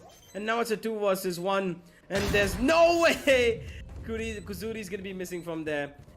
Weapons upgraded and picked up as well. And with that, Grey Fox have got a good lead on this game. And Melody's found 6 with no reply. Not missing a single bullet. That is something that you love to see. Kazuri's now back online, ladies and gentlemen. And if you don't remember, Kazuri used to be one of the star fraggers for he and Amadurasu pioneered the Phoenix through a pretty rough time back in the day when Phoenix, in Universe Worlds, was still an agent. So now he's not as picked up anymore, but Kazuri also, his mechanical skill is almost rivaled by none. The fact that he's back, I'm quite happy because I get to see him again, but Chamber, he's gonna get caught out here, so time to run on away! Oh, he's still not running away. Okay.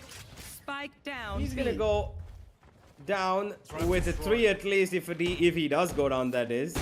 As Wave has made work easy for his team. Melody finds 2 on the backstab. And that is Grey Fox just absolutely pummeling their opponents. Oh. Grey Fox, they have it all under wraps. The expectation is now close to reality, but for the side of Destroyers, the reality of a possible loss seems to be a lot more probable than a win here.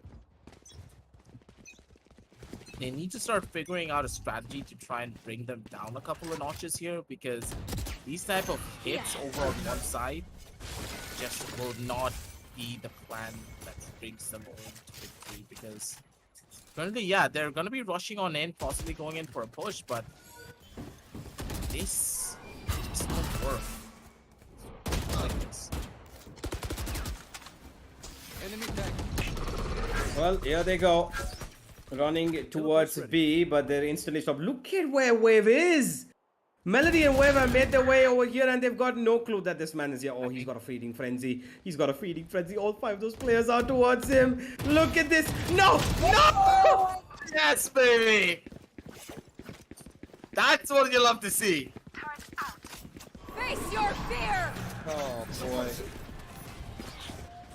I feel happy about the win sometimes, so that you don't feel bad about yourself whipping out those shots as well. One enemy remaining. Wait, what? How did that showstopper not kill Kuzuri? It had to be zoomed to finish him off.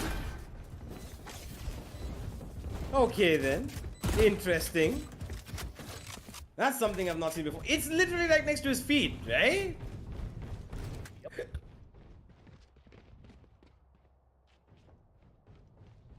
Yeah, I gotta feel bad for Wave though, right there. Yeah, that was just, man, that That could have been Wave. the best play that we have seen all year. But it ended up being one of the worst. he got only one. He could have tapped so many heads. He could have just tapped so many heads. Well, it's still something, if not anything. 4-1 now. And as they head in towards B yet again with a little bit of a passive approach. Kuzuri! Out with a knife in his hand. And look at... Oh my god, Wave, come on. Spike Again. down. Attacker spawn. No, no, Wave, no, Wave. Yes, Wave, yes, Wave. There we go. Oh, timing. Gets away from it. As Melody has seen Crimson and Chamber. The Chamber Wave Last has found player another. standing. Hella takes a Crimson and Wave finds a 4th. One round could have gone down ways, but they don't even care about it, do they? Just gonna keep on going. Spike down. Attacker spawn. Demonic blade in his hand. Demonic blood in his veins. The guy is just on a next level. Wave just running through every bit of his opposition every couple of seconds here. It's pretty good for them to hold on to, but on this 5-1 scoreline, they need even more to break through their limits here. But the real question is, all the side of the destroyers maybe have a resurgence. They did get the one round, but purely based on mistakes being made by the side of Grey Fox. But with the buys now once again in their hands, they have enough utility to push it all down. Let's see how far you can go. Just as a team, you just cannot stop. And if you slow down for even a second, Grey Fox, they could be biting off a bit more than they can chew if they're not careful. Indeed. Not exactly something that they want. The knife does not really give them anything, but the null command will. Out it comes, and they've spotted a Zoom, but they've even got Melody, who gets away just about in time. Falls down to half HP, but he's still alive, and that's all he needs to worry about. Oh my god, Crimson. A jumping judge, only to give him the jacks of 1. There is a very wounded Zoom on the ground, but they cannot even revive him. He's losing health fast, and he's gone. ASDF gets that kill, and now it's a 4 vs 3. A counter Viper Spit to come in to stop this. And look at the run and gun from the chamber. Down A. Wave has been putting in numbers, and he's been putting in them heavy.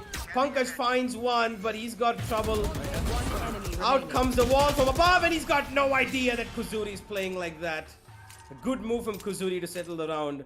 Still, it's been chaos and, you know, absolute surrounding of Grey Fox Esports. They just love to play in that chaos, don't they?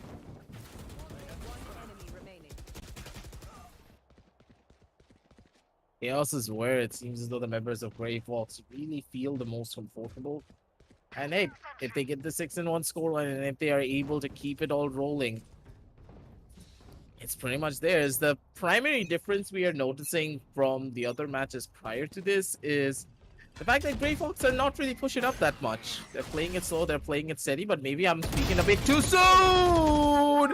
Okay, he's double dipping, he's triple dipping out here. Gets a triple kill to work with. A couple of whip shots and Melody. Punishment is key. Oh, they're already rotating, but they've also got a tail coming in from this region of mid. ASDF has got 2 shock darts, so he can get that Viper out in just one of them if he hits it right. Even Pankaj actually could go down with just 1 shock dart if it hits right on their face. But it doesn't even matter because he's just gonna swing out.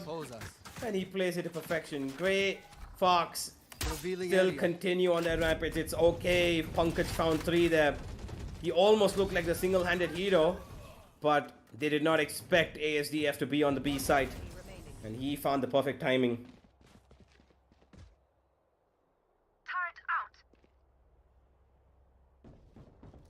Now though, it's gonna be on the 7-1. Nothing really out of the ordinary to speak of in You this want to particular play? round, Let's because play. for destroyers they are on pretty rough buys, and again, Wave. Just Wave doing Wave things. Found them. Immediate push up, try to go in for the first frag. Not really gonna be able to get anything more than that. The trade is going to be instantaneous, and the chamber is just causing so much troubles for the side of Grey Fox. But even through all of that, they are able to find so many of these frags and get these rounds in their favor. On the other side, for the whole though, just gonna wait to see if they can find out HellRR over towards the other side of this corner. That's a peek, that's a spot! HellRR. He gets the shot of those, but it's through the wall. Ouch. Scanning ahead. Okay, they just run in. ASDF. He gets a collide and then follows up with 1 more. Pankaj misses his shot, and now he's got a vendor to play with. He's trying to do his best, but he's not going to be able to find anything more than maybe the 1 here. They double pick. They're trying to stop him. and Kuzuri is just playing around with his food at this point. 8-1, and it looks unstoppable at this point here, Aggressive. Yeah.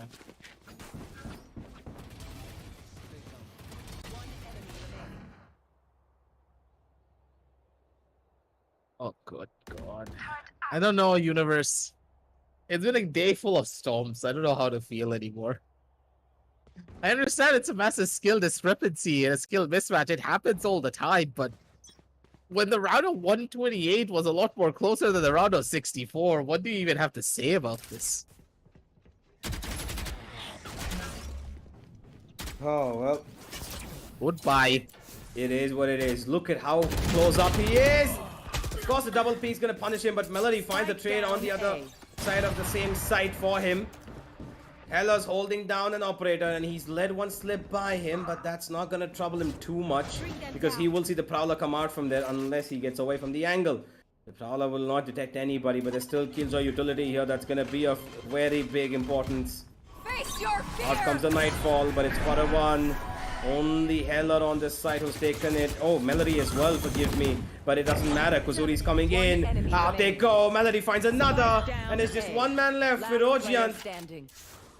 Will he be able to clutch this one out? 1 versus 1. Spotted out. Both of them know where they are. Kuzuri. He's playing with his Sheriff. And he's just messing around with his opponent at this point. A wall yet again that he tries to get on top of. And I'm not quite sure if he knows it. Oh, spots his head. Kuzuri wins it. 9-1. There's no way he's getting away from there. That's lifetime at least. It's Kazuri we're talking about, and there's no way this man's gonna miss any of his shots, especially when it comes down to the precision aim. 9-1, ladies and gentlemen. And Universe, take your bets here. Will the last 2 rounds be a throw with the possibility of a 9-3 going in? Or will it be a resurgence? That's what we really want to find out. Well, let's find out.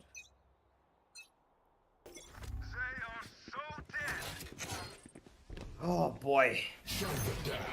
Oh, that knife doesn't go all the way through. You wanted to put it to the back of sight, but this time they're already being crowded. Look at where they're unafraid of whatever chamber trap's holding them down. The flash comes out, he will be blinded, but he gets away instantly. No kills for Zoom whatsoever. They've even got a Killjoy lockdown to absolutely destroy them if they choose to go in. Misses the flick and gets a flick onto his own head. And Kuzuri instantly chooses to run away from here. That's done. Spike down A. Spike is here. Well, 2 versus 2. Zoom's been hard. Melody's gonna shut him down instantly. Oh, he saw Pankaj as well. And he's gonna give him the same treatment. Brilliant stuff. Last round before the switch. It's 10-1. The curse has been broken at least, right? So 1 more round, we're looking at an 11-1 and possibly another pretty fast game. One enemy remaining. So Universe, Mm-hmm. do you have any more closing words for the opposition team? Because honestly, Destroyer Academy at this point, massive skill discrepancy. They have a lot of fundamental flaws in the way that they're playing. And I think that we sound like a broken record at this point if we start repeating what we said in the last 2 games. Yeah, well, this Viper Spear is the holy grail for them. And again, of course, Wave just makes his way back. Out goes a showstopper. Find the kill on the back of sight. Melody and Chamber, though, they found 2. And now it's 1 more from Hella, as it's just Firo Giant left again. And he's gonna be backstabbed. But from the other side of the Viper Spit, Melody struggling, but still finding the kill. 11-1. And another quick finish, it seems, for one of the matches today. Switching sides. No buys, no nothing as the round swap comes in. Side swap, sorry. They have the pistols in their hands, and at this point, if they take the pistol, possibility of a comeback. But this is something that I just... Universe, you know I'm a believer for comebacks, but this... Nah, I'm sorry, but no.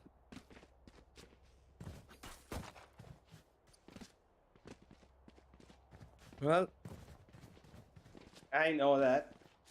We all know that. We all love a good comeback, but it seems unlikely from 11 and 1 at this point. Grey Fox look pretty darn strong, and it doesn't matter that they've been detected by the Fade here. They're running straight in, and they want to get done with this as soon as possible. Resistance coming in. They've got a backstab which is slowly creeping in closer. And they might just want to go and kill him right there. They've seen him, and he's slowed down. The double peek, and he's dead.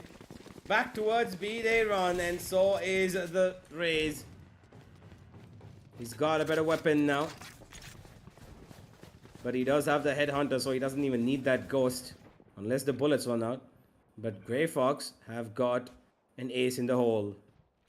ASDF towards mid could be finishing this game off sooner. But Kuzuri's actually right above Crimson. Crimson has gotten away, but he will be stopped instantly.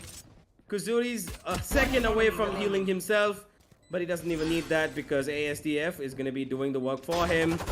Unless Ghost finds one. There's a couple of more coming his way. He gets one more. Okay, Ghost, the frenzy is going to be a little too aggressively possible for 2 kills. But nothing more than that. 12 and 1. Match point. Match point. The announcer lady put it up right on the board here. And yeah. What more else? What more can you say here at this stage? Members of Grey Fox, they're looking to contest, and we haven't really seen them in Qualifiers 1, so this is the first time we're going to be seeing them in Qualifiers 2, so if a team of this caliber is already playing, you know for a fact that the last 2 slots for the arena are going to be highly contested for. Well, they're running straight into Zoom, and he's got a Spectre, which he wields for 1 and 1 only. A boombot from Crimson to try and stop this, but Kuzuri's actually going up. He gets hit by the boombot, but just slightly ever so. And with that, he has no vision, no friends alive, not even himself. 12 and 1 becomes 13 and 1 in no time. And that is the end of this matchup, ladies and gentlemen. Grey Fox, yeah, that was pretty fast. Grey Fox have secured the victory to go on to round of 32. They look pretty good. And they will be facing off another opponent, a stronger opponent in round of 32. Who that's going to be, we will find out in the days to come. But for now, this has been their game. And yeah, quite... this is actually one of the fastest days of the qualifier. Yeah. We're going to be heading on down over to the highlights, though. Relive all of the, let's say, frightful moments for the side of Grey Fox. But honestly speaking, Grey Fox gave them a lot of respect. So I like that at least. Sportsmanship was there from their members. No real trolling, no knives, no nothing. They just kept it plain and simple. They played Valorant and they kept it going. Other than this, of course, Wave just wanted to be the angry Florida man. But the cosplay didn't work out in his favor. But at the end of the day, he still got all the frags that he needed. Just look at him. Bragging out of his mind, not missing a shot out here. And every single member of Grey Fox showcased their mechanical skill here and sent a message. As a team, they're here to play. And they're here to win. Indeed. Now, we've got one last match left of the day. We'll be seeing who that is in just a bit. But overall, ladies and gentlemen, this has been quite a staggering day, hasn't it? No close-up matches, at least on the broadcast side of things. I don't know what's happening in the background. But we've not had any scoreline go below 13-5. I mean, go above 13-5. That's done. I guess the last one could be the difference. We don't know that yet, Universe, so let's just be hopeful. But at the end moments, we're gonna see the last couple of frags coming in, and the Hail Mary of a round that the last 2 was just around very chaotic, and then the last anti-eco just completely broke house. Wave right in the wave here. 18 kills to his name. Pankaj actually trying his hardest to try and do something for his team on 16. Welly with 15, ASDF with 14. Everyone showed up here on the server for Grey Fox, and they were able to be a complete and utter menace. And for the side of Destroyers, honestly, don't take this one to heart. You are facing off against a lot of veterans on the opposition team, so take a deep breath and just go back to the drawing board and keep on playing. You need to practice, you need to try and just evolve your play style. You've got an idea of what the professionals now play like, so at this point, it's time to integrate it into your own being and start building up from. Yep, that is true. You just gotta learn from your mistakes, and you'll get back maybe at some point to where you want to be. Oh, by the way, sad news for you, Universe, for the next match. Why? We'll see. All right, all right. I don't know what he's talking about, but we'll get there. We'll get there. For now, though, ladies and gentlemen, that's been pretty much it. 3 matches done, 1 more to go. We will be back in a couple of minutes to give you the final match of the day. Don't go anywhere.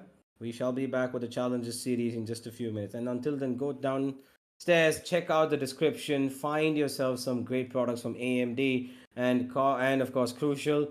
And of course, don't forget Windows 11, the best OS out there. Go ahead and get it if you haven't got it already. It will help you quite a bit, that's for sure. We will be back in a few minutes. Don't go anywhere. We will be back to the Challenger Series.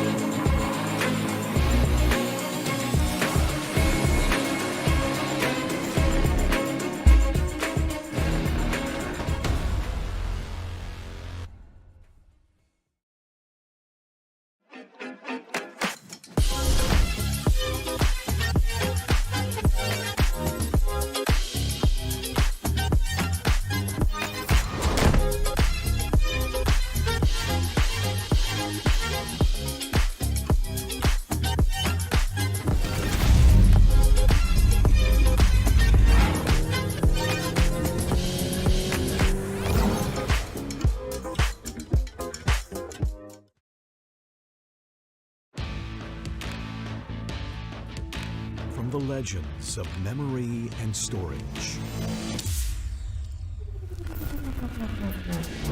Crucial brings you the ultimate performance in gaming. Legendary products, precision engineered for speed and stability. Crucial Ballistics.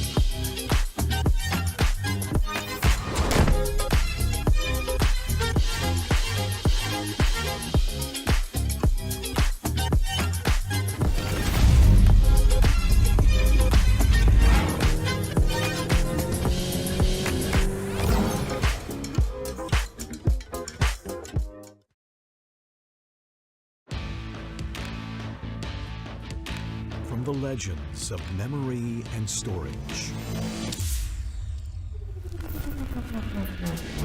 Crucial brings you the ultimate performance in gaming. Legendary products. Precision engineered. For speed and stability. Crucial ballistics.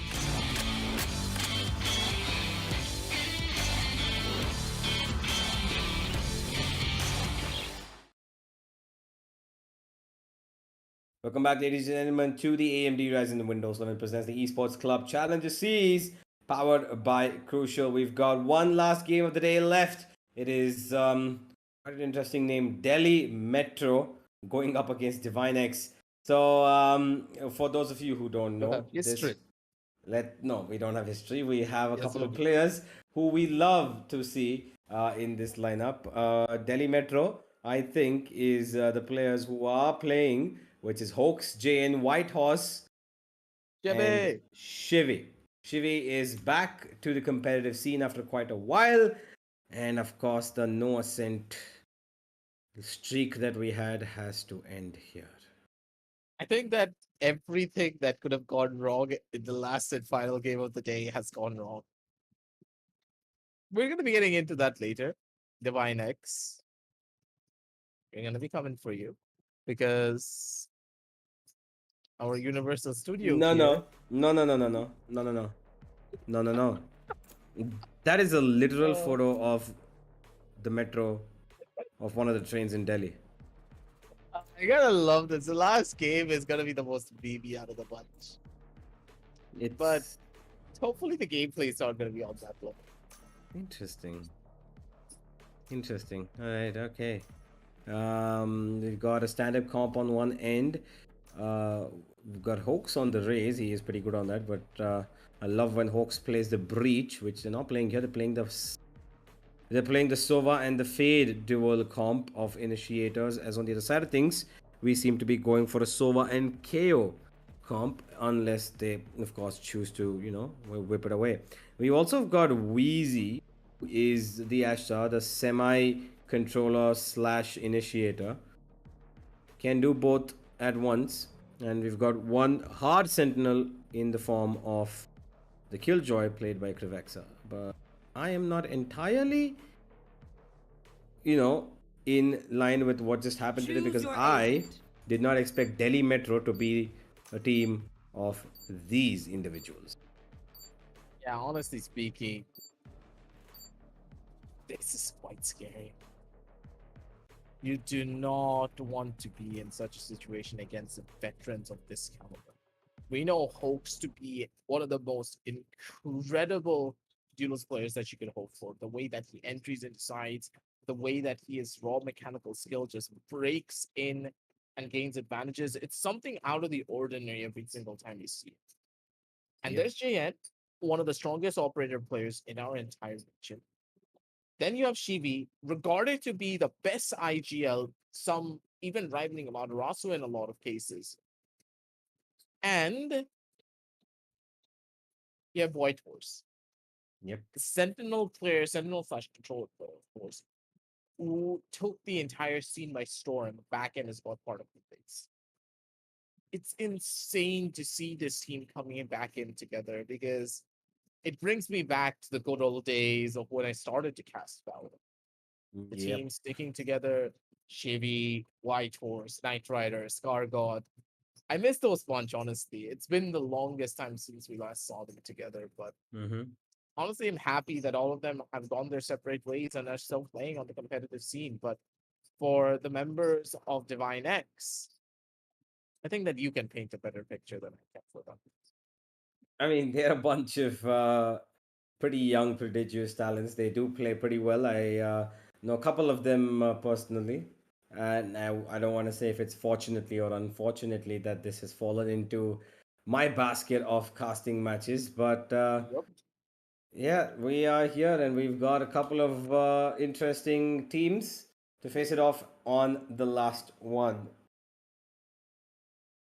Just see what to expect because at this point, the teams are there for a reason. So they have made it through the first initial couple of round phases, and now they're going to try to make it through even more. We have to wait and see how all of this will pan out of stage at time. Looking at the compositions, though, initially we did see a KO and a Sova on the side of Divine X, while on the other end we saw the Sova and, of course, the Fade. Now, Fade and Mm-hmm. Sova are very strong and potent combination if you're playing for a lot of information, which the race really does require to play down properly. Now, though, on the other side of the spectrum, why do you really want the Fade here on this particular map?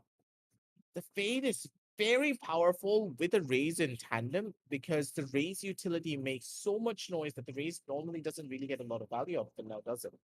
But with the utility coming in from the Astra and of course the Fade, you can nullify one of the biggest weak points of the raise ability, the sound. Yep. If you're able to nullify that sound, you're not going to be able to dodge out that grenade if he's able to catch you properly. And with the Astro utility funneling you into a corner where the nade can even reach you, you're just done for. And these type of plays is what I would love to see coming in from the side of Metro. Delhi Metro. Or should I call them Delhi? I don't know. But this is what I really want to see from them.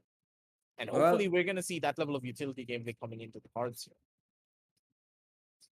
Delhi Metro definitely have taken their ride here, and they are looking to finish at the final station here, which is maybe qualification to the group stages.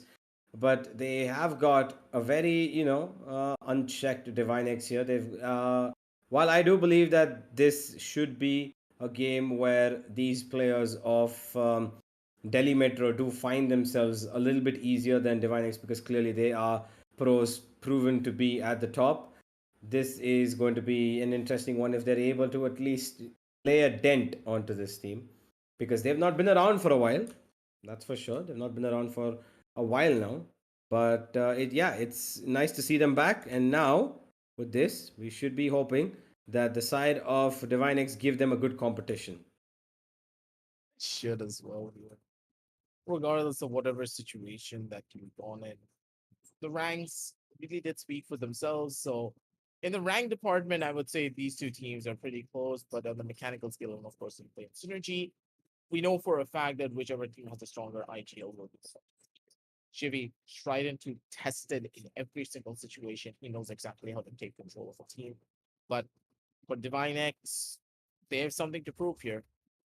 And you never really know what to expect from some of these underdog teams. Sometimes they can pull out a miracle out of absolutely nowhere and start to take the entire game in such a way that it could repeat the process of what happened to Green Esports back Mm-hmm. yesterday.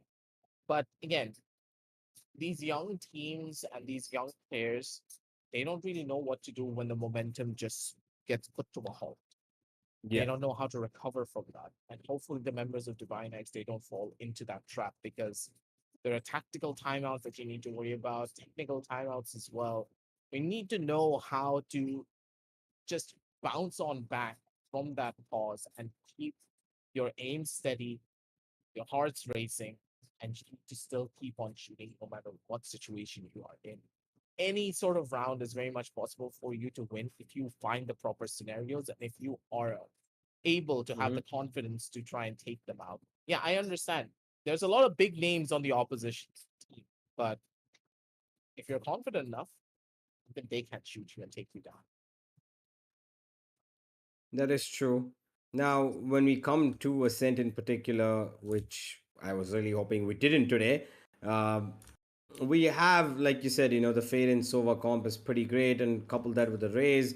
And if she's gonna make you a little deaf, then that Raze will, run over you if a grenade comes through. You're not gonna hear it coming. And overall, I think that is a pretty good, scenario to have. But they do have a KO available to them, who is, pretty much the counter to everything in Valorant. So while the KO is there, I believe that they should have, enough force to deal with this.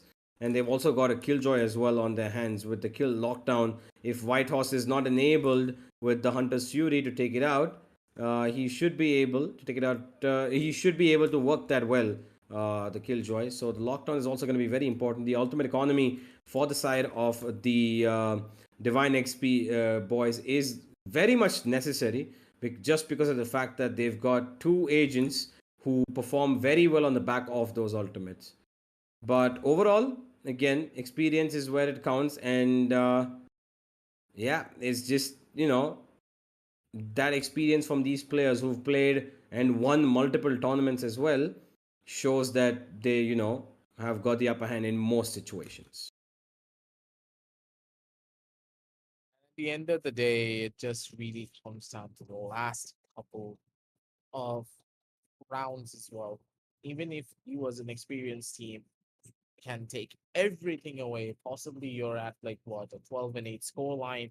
If you're not able to close out that game properly, then you're in a pretty tough spot. And I've seen a lot of teams struggle with this, especially on the tier 1 level, where they're facing off against one another. But the biggest problem is they just start falling under that pressure where they're just not able to finish up a match.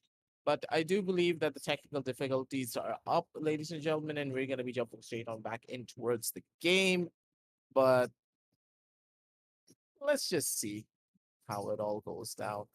A couple of more pauses to come in, 2 more minutes before we jump on down over into the game. So we just have to wait and see what really happened to the squads. But with this, now we just got to wait.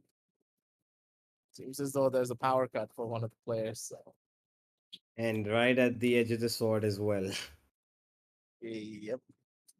When we were just about to begin, he had an unfortunate power cut, and now we're just waiting. We're hoping that he gets back here as soon as he can, so that we can start the game, or else with the time that we're supposed to wait for them, according to the rules, we're gonna have to start the game, and it will end up being a 4v5 if they're not able to get the player back on time. And hopefully he does come back as soon as he can. And what I am witnessing right now, if only you guys could see it, Wheezy's gone way above the high existence of a plane that we thought was possible. Okay, he's gone above the observable Valorant universe. Yes, transcended time and space. Can we show this quickly on? Can we just show what Wheezy is looking at? Oh, he's back. Oh man, come on. He has completely transcended time and space. He just floated went up as into the air for him. yeah. He All went right. all the way up. We saw it for you, but Mhm. hopefully we get to see it if Wheezy does it again. You know that moment when you're in your astral form, and you just want to see how high up in the air you can go, and you just keep going and going and going. And Wheezy just went out of the observable Valorant universe. Nice. not even as far as It's a those big observers. purple circular universe.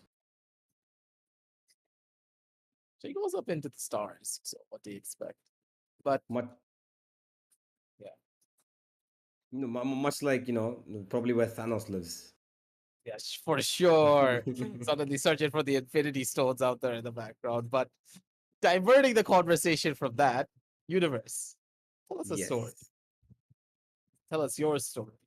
My story. I don't have any stories. Yes, gentlemen. you do have a I- story universe.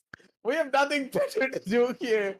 So I'm gonna put you on the spot. Tell us this. I do not have any stories of anything whatsoever. I was a man who was created from stardust, and I'm sitting here right now, indulging in that stardust, hoping to see a little bit of Valorant action soon enough.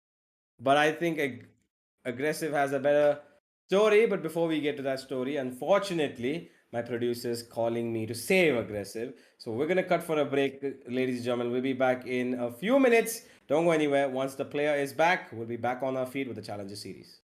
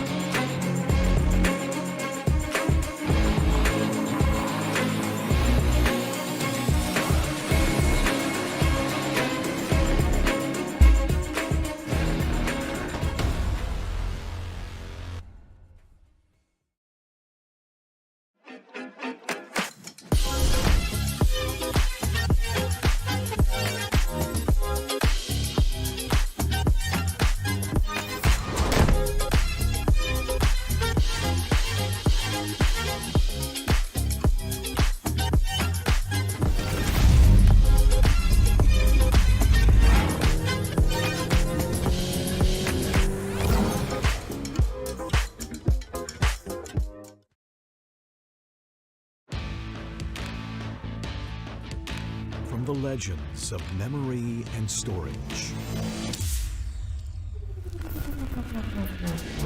Crucial brings you the ultimate performance in gaming. Legendary products.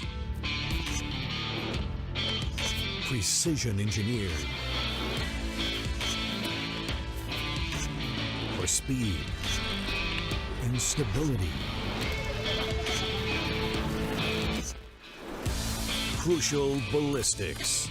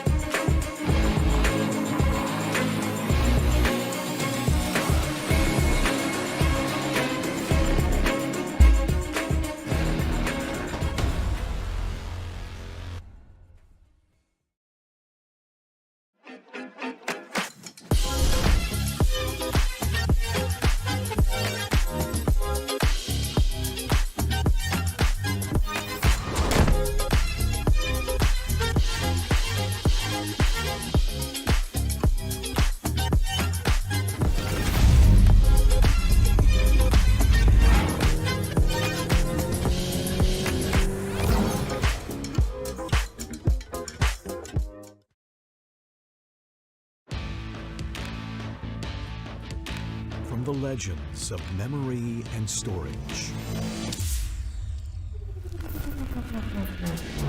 Crucial brings you the ultimate performance in gaming. Legendary products. Precision engineered. For speed and stability. Crucial ballistics.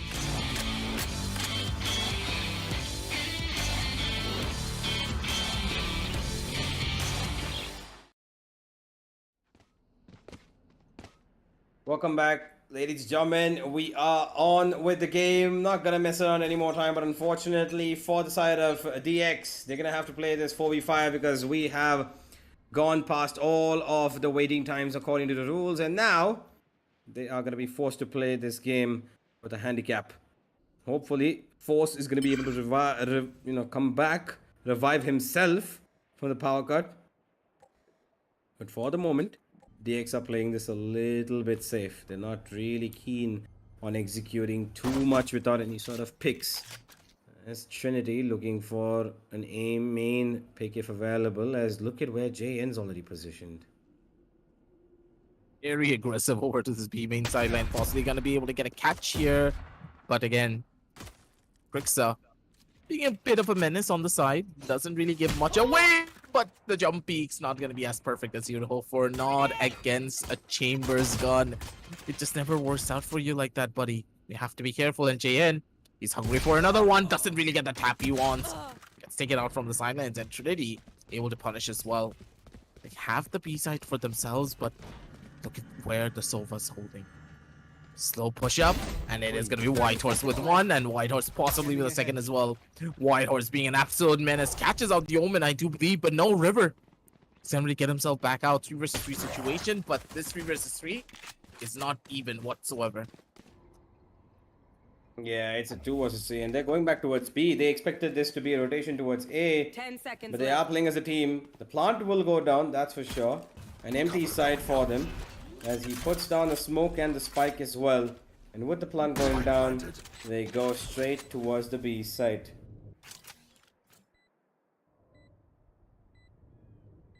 At least they can play the retake together, so that's the best part about this. Trinity. Over to the backup side, and all of the players just pretty much stuck inside. Trades need to be absolutely spot on, but the spray is just gonna be way Last better. player Trinity standing. peeks out for 1 kill, doesn't really find it.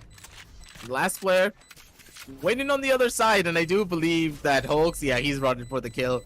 He's got it for it, and possibly he is gonna be able to get it. The timing's gonna be there, I believe. Yep. Oh, the frenzy. Look at the frenzy! He missed the shots! Oh Rest in boy. peace.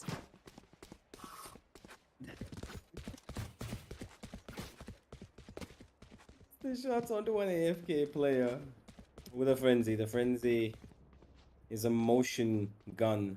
Only if your opponent is also in motion does it properly connect. I've experienced that firsthand as well.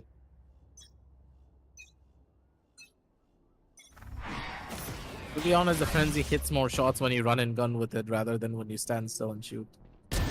Next. Exactly. JN finds the first frag and he's ready for more. And Trinity eats it up. It's gonna be 5v3 instantly, as there's one more here waiting for it. Krivexa. He's blinded and he has been killed as well. River's the only one left as he's going in towards A main. And the spike is on nobody. One Spike enemy just remaining. Flawless. 2-0 though.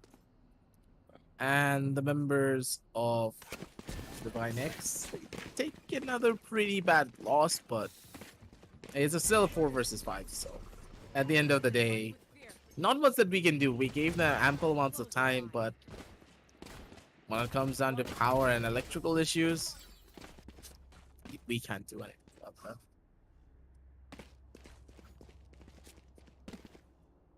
Well, we've got pretty much everything sorted over here for one team, whereas the other is in absolute shambles, having lost one of their players.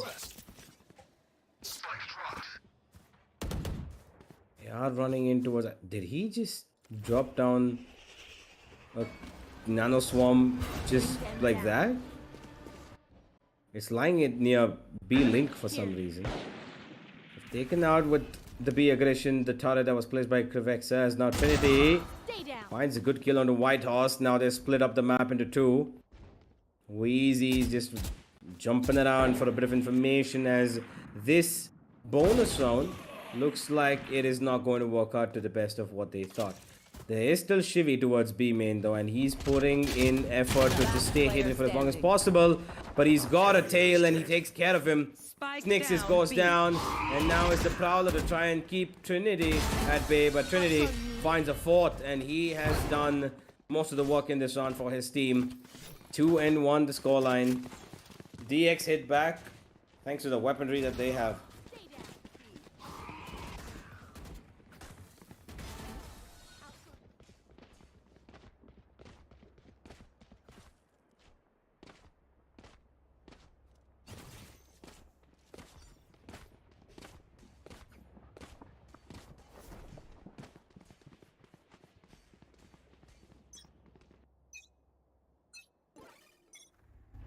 Well, the operator is up on the hands of JN now, and he is just about tucked in from that Killjoy turret towards mid. Shivy's in the smoke, so he's gonna have a jump upon anybody peeking in from high mid. Now Krivexa, a little too close. The smoke goes down, but JN's come past it. And he's got support from... Oh my god! A flick and a half. What a shot from JN to get that kill, but Shivy's gone down instead towards a shot. River trying to get a little bit of Enigma going on towards mid as Nixus finds JN. This time JN won't connect it.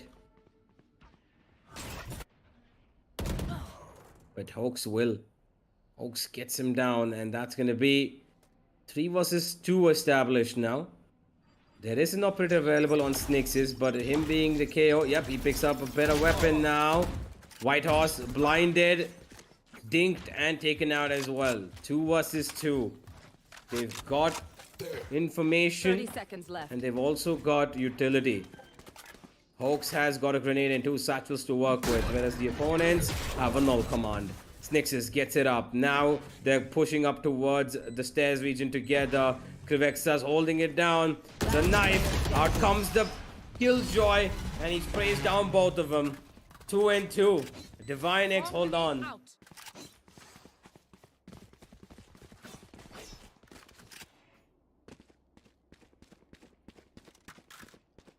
And what did I miss? Apparently my internet died out, but seems like I didn't miss much. No, not much. Just the side of Delhi Metro giving away 2 rounds. But, and the fact that they're on Eco right now. Everything else seems to be the same.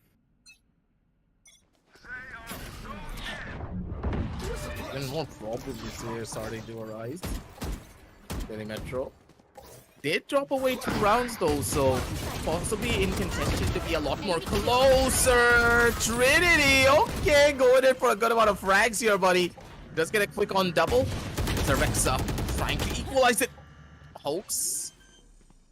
A bit of a oopsie there from the side, but Trinity still not gonna stop his aggression whatsoever. Going in for deep pushes immediate, but they're not able to gain much out just yet. 4 versus 2 situation on the map. 2 to 4 in the hands of the chamber. Looking for that first initial frag, but no one's opting to go in for a single peek. Not having that information, it's gonna be deadly. And my god, White Horse!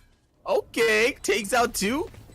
And the last player already spotted Trinity in a pretty bad position. Doesn't even have a dash, doesn't have anything to try and retaliate out of this. 2 to 4 is gonna be dangerous. But the miss! Enemy remaining.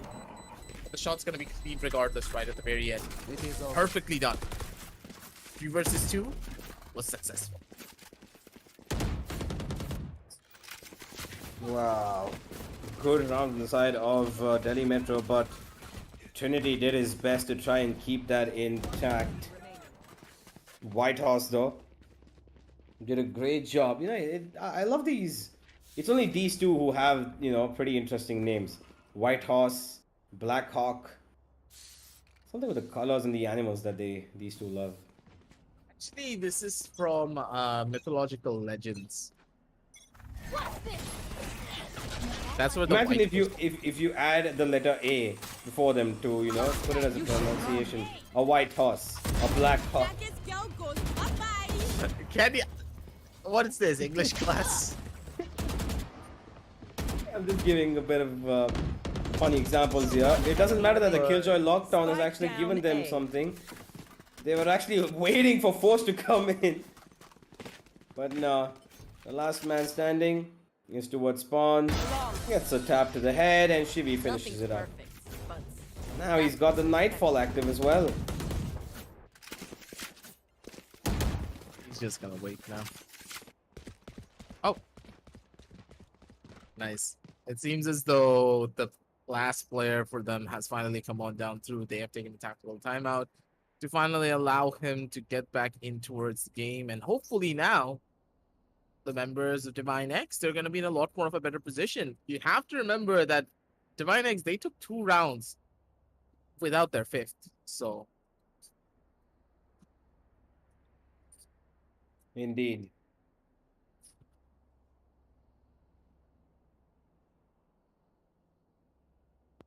Well, now hopefully their 5th is going to come back and this is going to be a fair game. So far it has been in the hands of the defense, but this probably could change it up.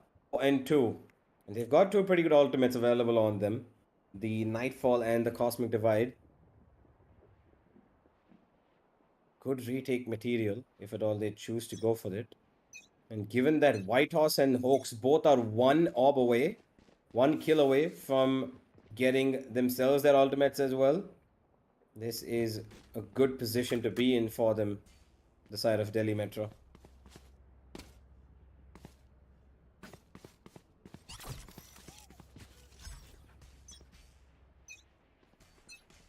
Work up from the side though. Silence. Looks to be a position that they are not really able to work around with, but be a frag up from a side or two can change it back over to their side. Chivy holding from the bottom side, and Hoax, he's going in for swings as well. Side of mid. Sheriff trying to get some value out of this, but White Horse shots are not going to be clean though. One tap to the forehead and one more to the body. Hoax is going to be able to get the catch and put Cricks in the bag. They're blind with fear. Find one more that kill, and grenade. Hoax, such a beautiful nade, deals a good chunk of damage, and he's going to be able to go in for the finish. Hoax, gorgeous plays when it comes down to his utility usage. That's what you would love to see. Well, Trinity's still stuck in this A main side of corner, and he's got his teammate with him. And they're just 30 waiting seconds left. for some sort of a miracle to happen. But honestly, they're not gonna care. Delhi Metro is just gonna stand in this station and close the door, let the door close on its own. Because if these guys don't die, they're not gonna have any money, and Snixes is going towards it. Oh! 10 seconds left. Timing of the essence. Hawks turns it out at the most unfortunate time, but he still finds it. Enemy remaining. Trinity goes down. One man left, and that is the fifth, who will hopefully come back in the next round. They did mention that he has got his electricity back, but he's not back just yet. He's back. He's moving. Oh wait, no, he's not. No, he's not. He's not there. That was White Horse. Come on, Aggie. Listen, I see a Sova move, I get excited, okay? I thought you better than that. I'm a simple man. I see the Sova move, I get excited. Alright, I'll let you have that. I'm not quite sure whether this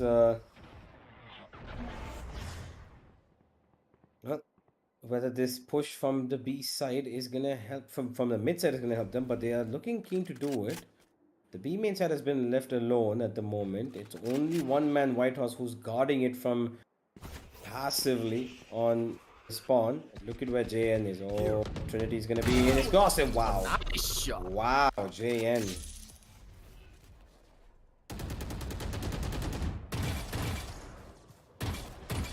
The adjustment kill there. Pretty good one at that, but from here, where do you really want to go? The attackers, they're being corralled down into a corner, and yeah, they're just stuck. They're waiting for the defense to just start pushing, but they're not giving them anything. No bites, no pushes. They're just stuck here in the middle of nowhere. Heading on down over towards the B side. Very slow play though from the members 30 of seconds left. Metro. And JN looking for the last couple of frags here for their side. And of course they should be able to take it.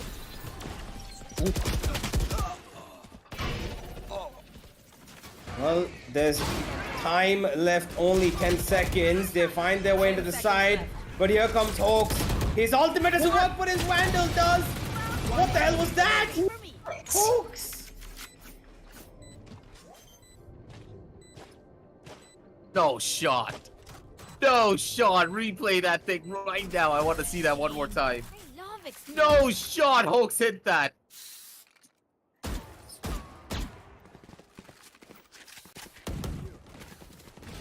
You're kidding me, right? He was literally out in the open. He got one, and then he did this. Of course he did. Of course he did. Hoax. This man himself is a hoax.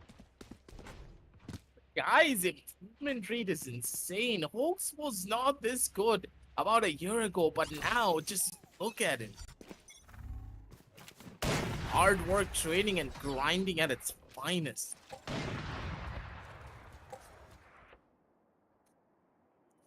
You gotta love it when a player improves to this rate.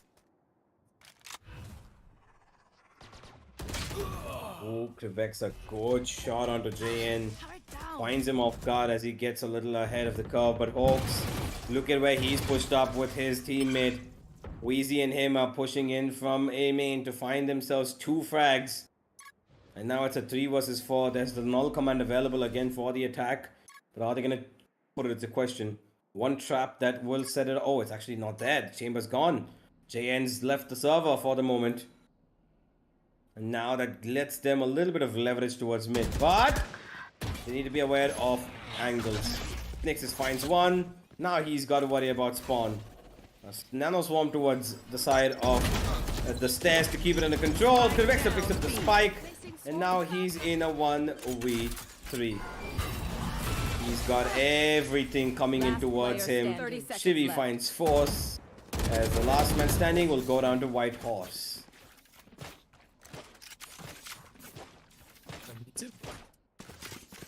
Pretty standard in a 4 versus 5 competition. Nothing really 30 seconds left.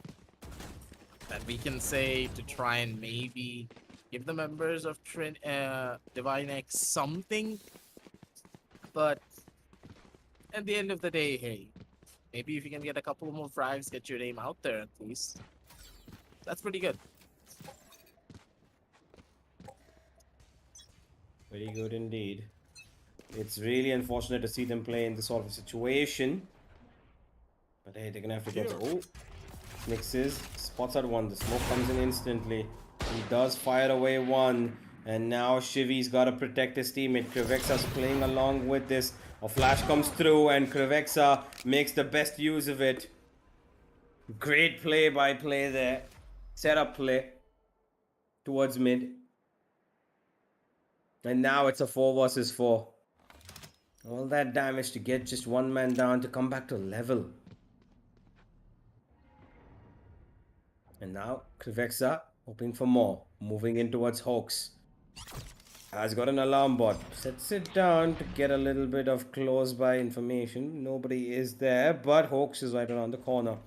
He lets it be, and he's going away elsewhere. The minute that alarm bot loses its range occupability, Hawks is going to move. He's actually picked it up, and now Hawks can actually get away from there. He's rotating away. It is the B side that is going to be of contention, and Whitehorse has a recon ready to exploit all of this. 30 seconds left. 1 found, 3 found. Nobody broke that recon. Ooh, that's gonna be a hit though. Ooh, Whitehorse. Beautiful Hunter Fury, just completely nailing them down in a line here. And 10 River, seconds left. they just get turned into a puddle. It is gonna be the Astra to get the final blow. Hawks to get the final frag up. 8 and 2. And it seems as though the confirmation that he got about his electricity coming back seems to have been nada.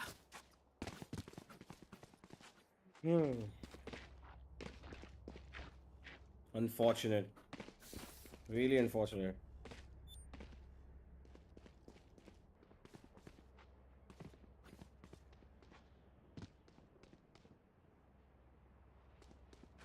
No, it's really heartbreaking to have your team play a 4v5 like this. It just puts down your morale, you don't know what's gonna happen, but Trinity still causing trouble. Gets JN. The null command's pushing Shivy back as well. White Horse is right around the corner. There's the utility to stop them from even coming any further. The blind is perfect for White Horse to get blinded, but he does have support. Another one. They don't check this corner. White Horse goes unchecked, and he takes out 2.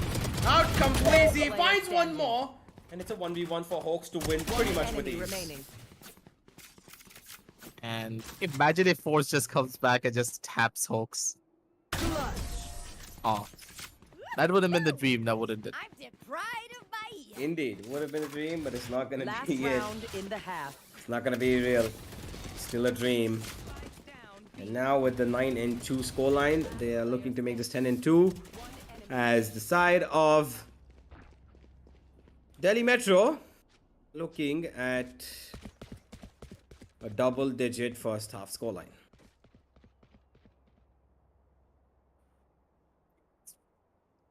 Looking at the scorecards, the buys are pretty bad on the defense. They have nothing to really hold down their defensive Out of lines. my way. Sorry, side for the attack is pretty bad because they have nothing to really push in. What am I saying? I'm a bit bamboozled here, and it seems as though Trinity's in the same case. Hulks comes in with the showstopper, gets another free kill. Satchel out.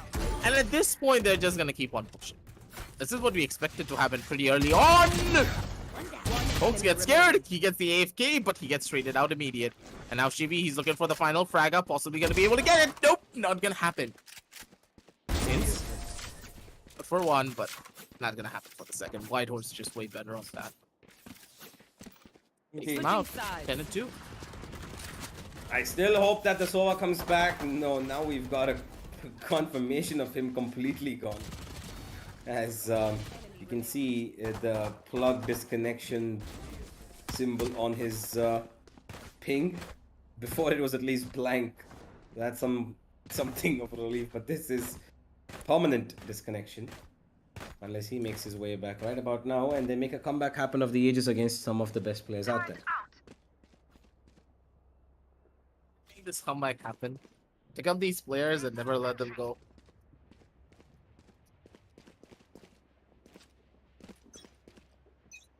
Oh boy. Well, here we go. Oh, he's back. Oh yeah, I just see him reconnected. Force is back. He should be moving from the next round, I believe. Oh no, he's right here. He's back. Oh, the server's moving. Oh, he's here. Another water time to come alive as well, including the pistol. The flash helps Krivexa find two. Spike down B. And now with Force coming back into the picture, he's instantly causing damage. Trinity takes out two himself, and it's just left to Hoax. And he's being pummeled back and forth. 10-3. Just needed the Sova to come back. The possibility of a comeback universe. It could just happen. Let's hope for the best for this team, but having to play it as a handicap from 10-2 down and to make a comeback from that is quite a story to be built.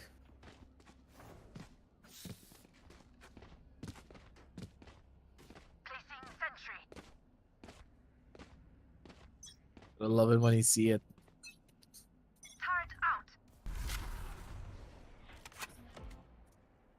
Work up from the sidelines though.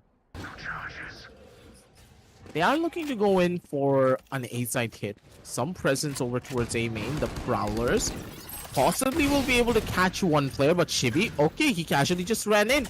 He's gonna be able to get a forward avenue, but no, the Stinger doesn't really get anything done there. That's gonna be a pretty bad one. Oh, JN! Accuracy is key. Oh no, I think that's a it's done picked for up the Phantom. triples. This is bad. Trinity dying with that jump peak. He was trying to get up to heaven while he was still shooting on another player. And that's caused him trouble and his team a lot more than what he was going to have. JN gets away. They're still left Wheezy down on under heaven. And he spammed Styx out of existence. One enemy Two remaining. players left. Make that one. JN's finding everybody. And Whitehorse to settle it down. 11-3. And what an anti-eco. This will be beautiful. Honestly, JN, these shots were so crispy. And he made sure that he came alive for all of this. 11-3 though. And the possibility of the comeback was there, but I don't think that Force brought enough force to the team to push them over the edge and possibly get them down over 2. That scoreline that they need.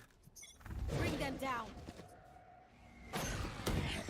8 rounds, universe. That's a tall order. That is a gigantic order. Krivexa is playing with his food. Finds one tap onto Shivi. But that's only through the box. And he's tucked him down just to 86 and 21 armor. They're playing this as meticulously as possible. They don't want to give away the opponent too much now. Out comes the drone and the Prowler as well. And the shock dart to try and give it back, but he directly hits it. The fade is causing damage. Shivi, he's giving his teammates something to work with, but oh my god, Snixes. His shorty doesn't give enough damage as he would have hoped. And because of which, JN survives. And now Hoax has spotted out 2 players, So much for recon. while Shivy has taken out 1 towards spawn. One enemy remaining. Pretty much game done and dusted here. Match point from Shivy. 12 and 3. Should be ending 13 and 3 within the next one, because the side of Match point. Divine X might have a full buy coming in, but so to the side of Delhi Metro. So much for recon.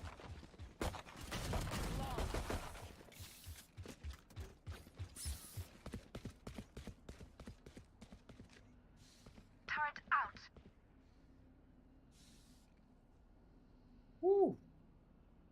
Well, here we go. Towards the A side yet again. They are finding value, and it is pretty much empty, as they did try to go towards a very, exaggerative mid push. And with this push towards A, they will get the spike down. They will find an empty side, but Force, he's out in the open, caught off guard with the bow and arrow in his hands. And now it is a 4v4.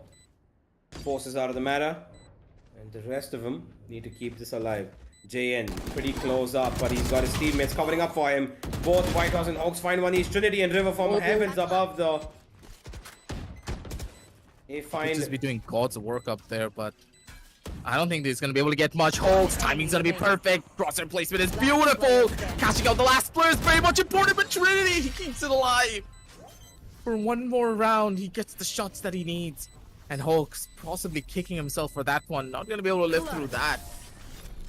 Get out. But the clutch round for Trinity, and a pretty big confidence boost for the members of Divine X.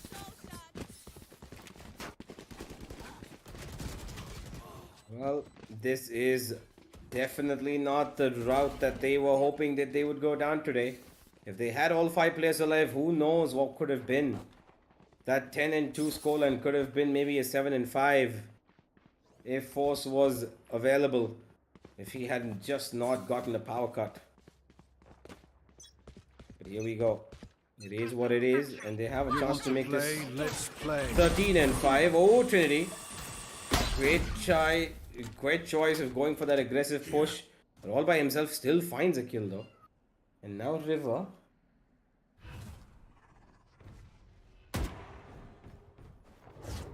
Bring them down. JN will find Snixes. That's the tour de force putting good work in. He's got Shivy around the corner with a Vandal as well. So this is going to be troublesome for the defense, because their economy hasn't yet found its way back. Even after they've lost their player, even after they won the previous one. Okay, Force. Okay. Out goes White House. Trinity finds 3 though. And Trinity shuts out the round. Blades work to perfection. My God, Trinity. The man tried to style a little bit too much and forgot to pick up a gun. Remaining. Spike down A. Hey, it happens to the best of us. It's okay. 22 frags though. Trinity is actually the person top fragging in this entire lobby. You have to give him props for that, because against such incredible veteran players on the opposition, to put up numbers like this, it's not an easy feat. Indeed. There's still a buy available for the attack though. Look at the amount of money that they've racked up. They're still causing damage. Now Trinity has an operator, and I feel that might just be the end of this round, because Trinity on the Vandal was doing so much work, but now he's just gonna have a one-shot weapon. And down go his teammates onto A. He's come out of the open. He's found one Trinity, but he's got a lot more for where that came from. He needs his teammates to start doing the work for themselves now. Out goes the drone. Spots out 2 of them. There's a drone coming in from the other side as well. Krivexa throws down his little turret, and with that little turret comes a kill as well. JN falls. 3 versus 4. Shivy finds 1. Shivy finds 2. Force takes out White House. Shivy, the man who's come back from the dead, has found himself pretty much everything and every single head. Attackers 13 and win. 5 to settle it all, and it is Delhi Metro to move on to the next station. You just had to make that joke, didn't you? I mean, if somebody had to. You weren't, so I had to. Sure. They make it down over to the next station, that was for certain. Also picking up a couple of new passengers as well on the side. But for now, as we do set up the highlights once again, massive skill discrepancy coming out from both of the teams. Trinity was putting up a good fight as an individual player, but as an individual, there's not much that you can do. 24 frags, it was phenomenal. Pretty much outfragging Hoax, which is very difficult in that regard. And whenever Trinity put in those 4Ks, 3Ks, the team really did come alive, but you can't always hope for those miraculous performances from that one single player. We're going to be Yep. hitting on down over into the highlights, ladies and gentlemen, one last time for today. It was a pretty long day, let's just say. The matches were not as long, but I don't know why the day just felt even longer. They're blind with fear. Yeah, kind of did. I mean, I think it was predominantly because of just this matchup. There was a pause in between. We had a break because one player had a little bit of a technical issue. The Sova force was not there for quite a while, and of course, the fact that Delhi Metro were playing this, giving them a little respect and playing, not really, outlashing their full force onto them by being absolutely blatantly aggressive. Enemy killed. They kept it in touch and they made it work. They played it well. With that, they will be taking a victory that they should be proud of. 13 and 5. There were some pretty great moments from the side of the opposition though. Divine X had some pretty good plays that they were setting each other up for. Most of which was actually Trinity.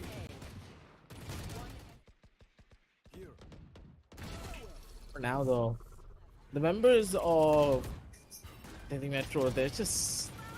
I think their levels of years of experience, is just helping them out here. And the fact that this team has just suddenly popped out of absolutely nowhere in qualifiers too, they could easily be in contention to be the ones to head on down over to the group stages.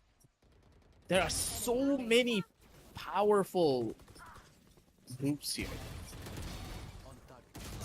So these last two spots, Universe, I have no clue who's going to be able to take it. We have Metal, Orglis, QQQ, now Delhi Metro, Team Destroyers. No, sorry, not Team Destroyers. Which was the other team from the previous? We've got Anadi Army. Another Army as well. Yeah, Team Punished is also there. There's so many really incredible teams with a lot of big names. And of course, Grey Fox. We literally casted that game and I kind of threw it out of my head for a second. We also have Grey Fox on the other end. Yep, some pretty great teams, but only two can make it through here.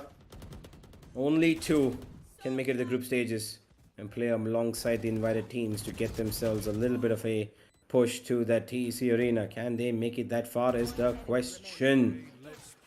For right now, it is the end of Divine X's journey here.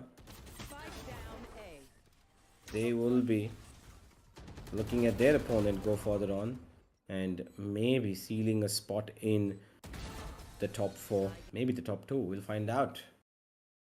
But look at that guy, Trinity on top. Beyond and anything and everything, he's outfragged the entire server all on his own. Great individual talent, but he needs a team that can pull up the same numbers because they were struggling. They had a couple of good plays, some sparky moments that I think they should have replicated a couple of more times. Unfortunately, it wasn't going to be the case. Still though, a very good try from their team, considering that they were 4v5 for 12 rounds, 13 rounds actually. They were 4v5. And because of which they have taken this heavy loss. Still, they can come back to the Community Cup if they want to, and hopefully it will work out for them in future events. Let's see if Divine X will come back. But today, ladies and gentlemen, that's been the show. that's been pretty much what we've had for you today. It has been quite an ecstatic day. A couple of all landslide victories. The last one seemed a little lengthy, I know that, but it had a little bit of technical issue behind it. Every single match today had the scoreline of 13-5 or lesser. And while we did see some amazingly aggressive, outlandish plays, at the same time, we had a little bit of respect from the players of the last team, which was played by Delhi Metro as well, who took it a little slow and let the opponents get themselves a little bit of ground to play, even though they were 4v5. But for now, that's all that is we have for today. Go down to the description, check out AMD and of course Windows 11. They've got some pretty great products, and don't forget Crucial, who are your best storage partner out there, who allow your PCs to boot up faster than ever, and you might just be able to play in the next, event over here, having these great upgrades. So go ahead and check that, and of course, register yourselves for the TEC Arena. The LAN is coming. It's a month away, less than a month away, and we'll be right there waiting for you all to come and have the experience of a lifetime in one of our biggest esports festivals. We'll see you all tomorrow at the same time with the round of 16 plus round of 32, and we will be waiting for the next team to take a step towards the right direction. Who is going to be the last team to qualify? Who's going to be the last team to be making it through to the group stage? We will find out within the next 4 days. But for tonight, that is all we have. Good night, happy gaming, and we'll see you all the next time in the Challenger Series.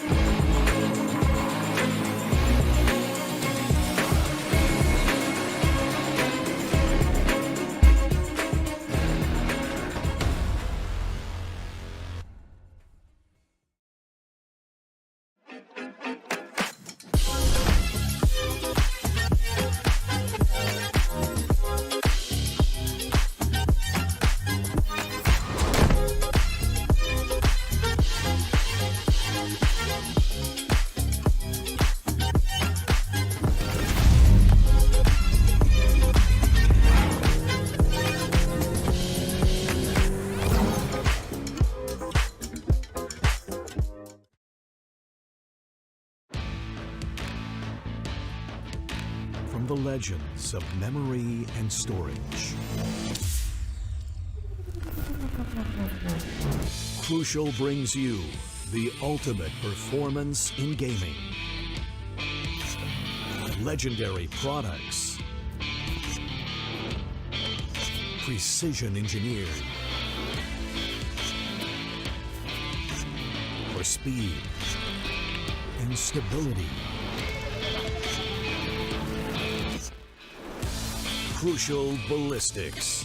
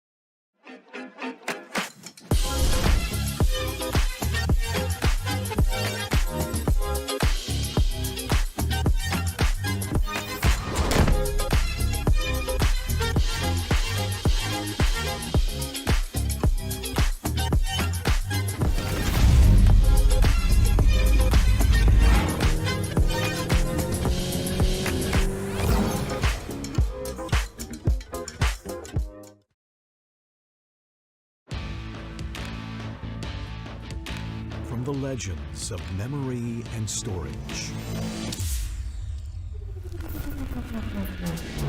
Crucial brings you the ultimate performance in gaming. Legendary products. Precision engineered.